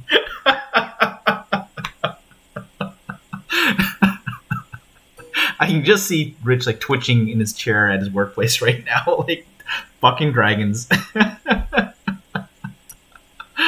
Oh my god. I mean, that was irrelevant. Was it irrelevant? Oh my god.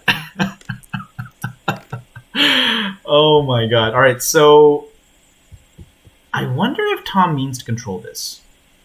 It shouldn't matter. It really shouldn't matter. right? It shouldn't matter. It's going to go to 6.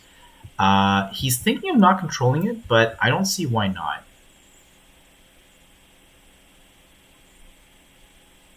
I think they're just talking out the last turn now because it's obvious that that Tom cannot table and he can't catch up. He can at best get to 8, and Spirit will get to 10. Sorry, he'll be at 9. It should be 9, I think, right? I don't think he got the point for the Stormcrows yet. So it's going to be 10-9, I think, or maybe it's 10-8. Maybe he did score the point. What a game. That was crazy, first rounder.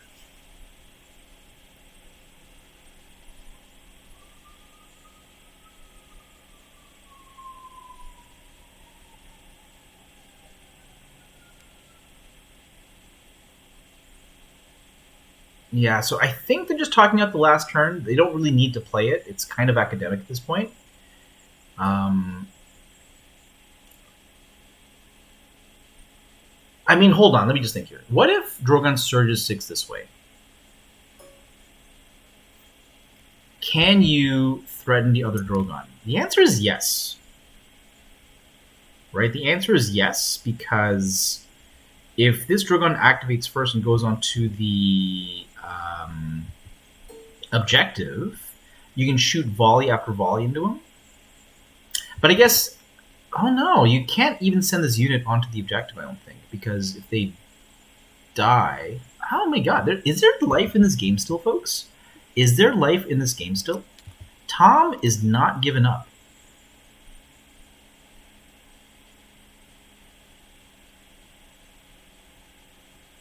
Yeah.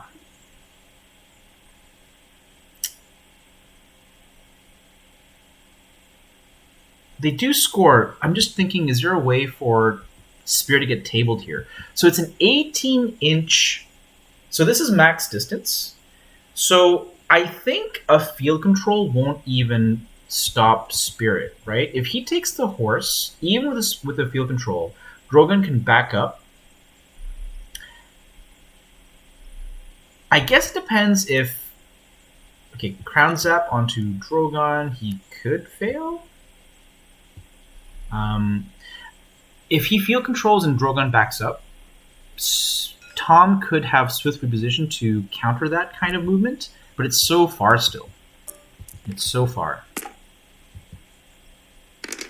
Yeah, Drogon's no problem. I laugh at your Crown Zap. And that is the round. Okay. All right, there's still some legs. The game is not done.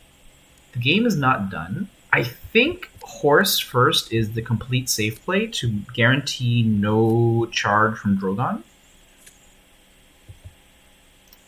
Am I missing something obvious? I think you gotta take horse. Even the field control won't screw you, I believe. I mean, the angles are a bit weird, right? Because Drogon's gonna move backwards this way, blue Drogon's gonna move backwards this way, and red Drogon's gonna move at a better angle.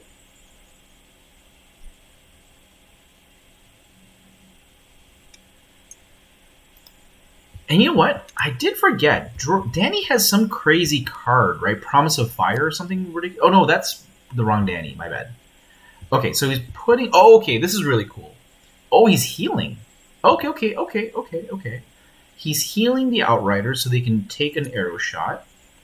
But he's giving up the horse, which I don't know if I like. He's giving up a horse, which turned into field control for +1 movement. So he's going 7. Oh my god. I love this game. I love this game. Tom is so scrappy. There's no giving up on Tom here. And this is why he's an excellent player in the UK. I mean, he's really an excellent player around the world. Like, Tom is well known. Winter's Coming is a well known. I think he was at the World Cup as well. There's no giving up in Tom.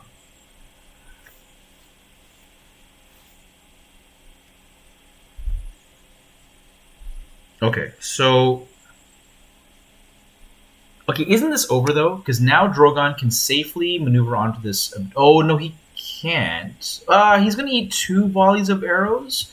Oh my god, right. So Drogon cannot get on this objective unless he drew swift reposition.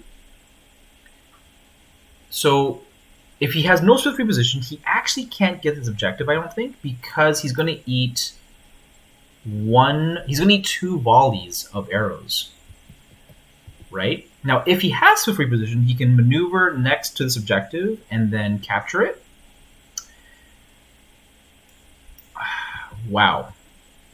Wow, how is this game still going?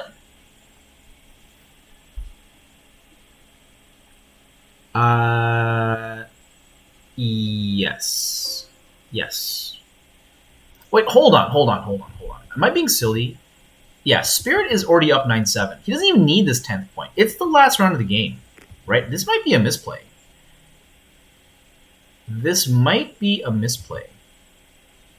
Oh my god. What if arrows kill Drogon and then this Drogon captures an objective? It would actually be a win for Tom. Okay, he's okay. Very smart. He's not covering the whole thing. That heavily implies he has a swift reposition. So this might now all be game over for Tom. If he has swift reposition. I think I saw one go down somewhere, but I haven't been keeping total track. Okay, so I guess Tom has to waste time with NCUs before he commits Drogon. Okay, is this even chargeable at this point? Is ending chargeable at this point?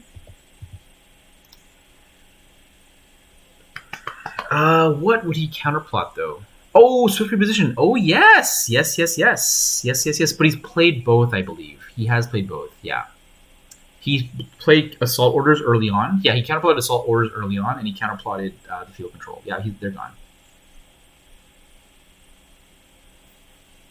They're not counted for draws exactly, but the more NCUs you have means the less points you have on the table.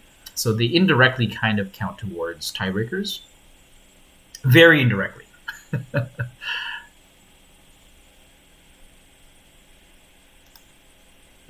Okay, so yeah, I think Tom's trying to wrestle a way into a position here, but I think based on this positioning, I think it's over. I say that as if he has swift reposition. He may not have it. And again, because it's 9-7, Spirit could have just ran away and still won, right? End of the game, he's going to be up 9-7. It's game over. He does not need that 10th point. He just needs to stall the game out.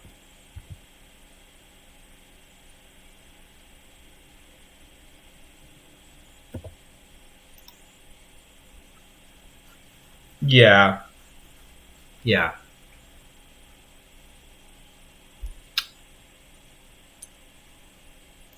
All right, we're going for a crown zap.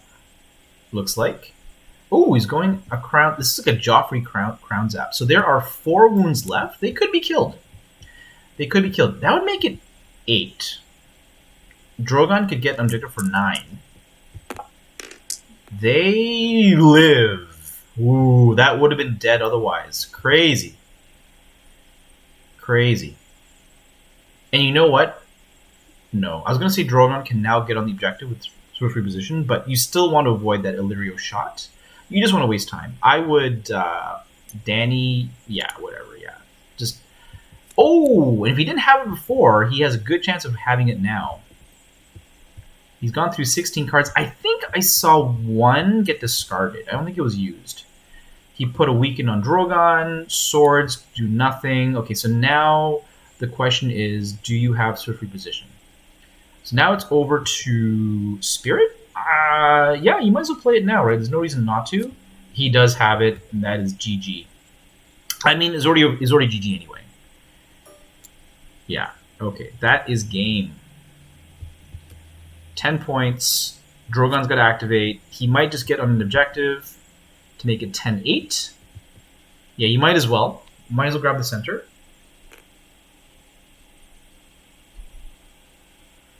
Heck, you might as well take this objective here, right? Prevent them from scoring an objective. Why not? Yeah, just grab this objective. Oh, is he going for the charge? What?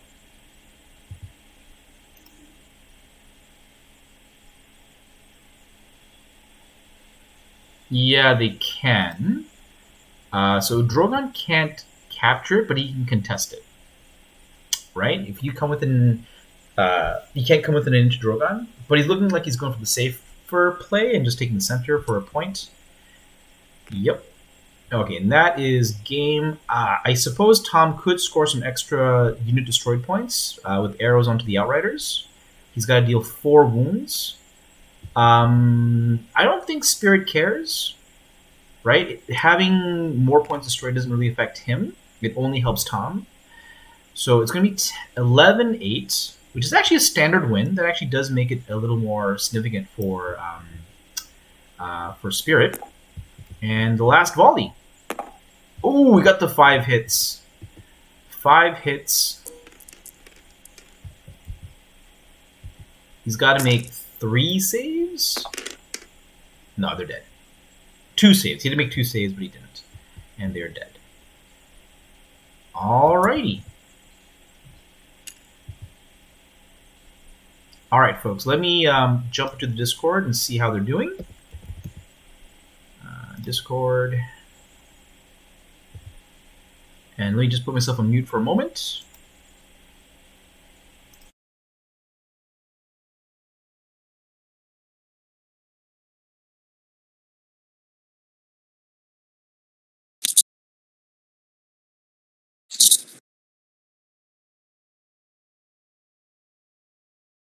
Oh, whoa. That's quite some statement.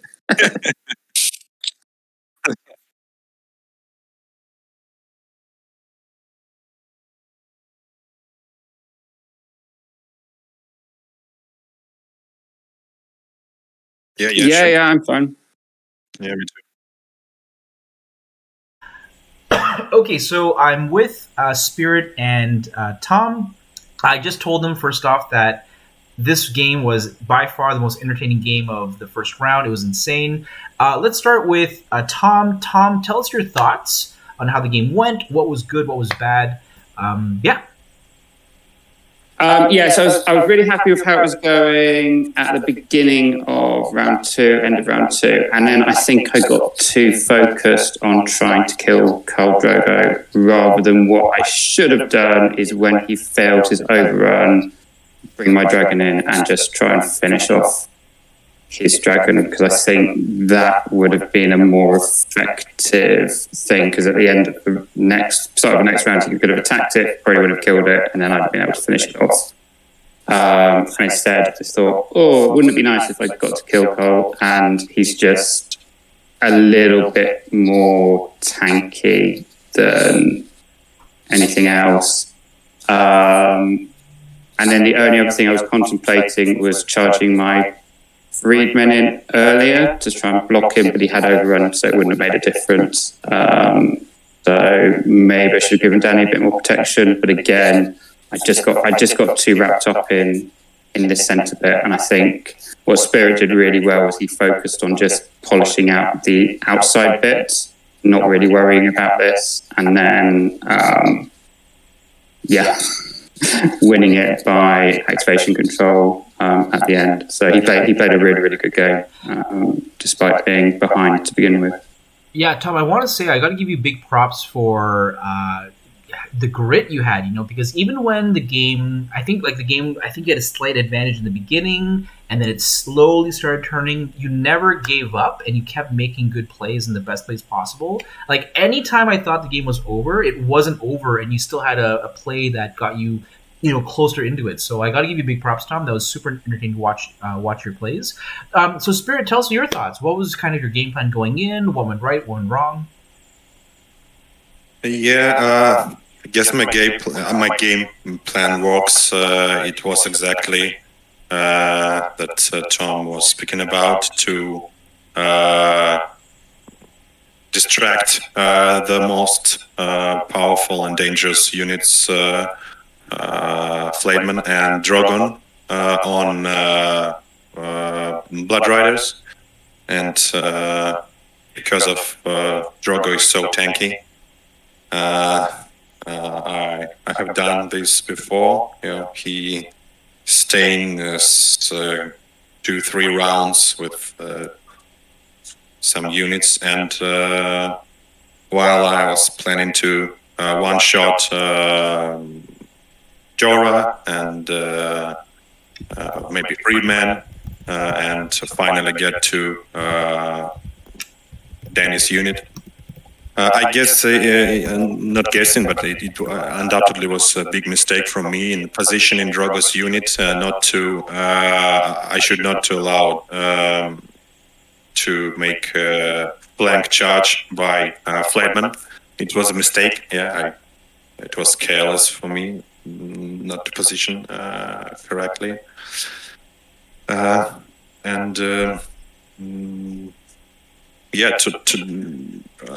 knew Tom is a very powerful player, so it was great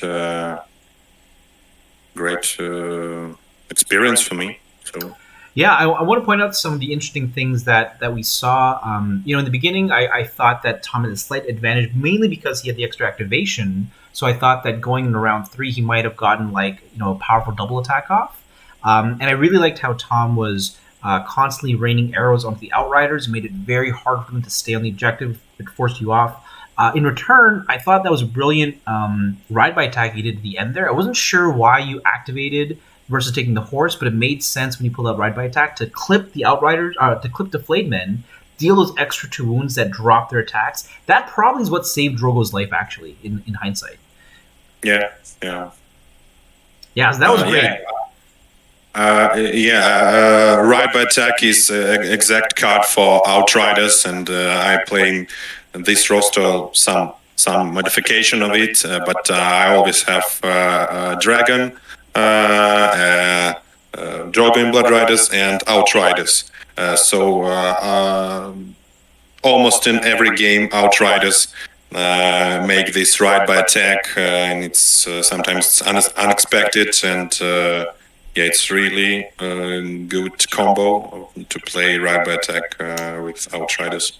The last thing I want to ask both of you, as a new Targaryen player myself, I do really like Barristan Selmy, but I wonder if he's more matchup dependent than I thought he was. I couldn't tell if in this game he had a large effect on the game. So what are your thoughts? Did Barristan Selmy make a big difference? He made a big difference in terms of the list that I brought. So I think if he hadn't had Selmy in his list, I'd have brought my Grey Worm list instead of my Dany list. So I deliberately bought my Dany list because he can't really impact the list too much. So he could go on Jorah to stop the order, but they don't really have orders.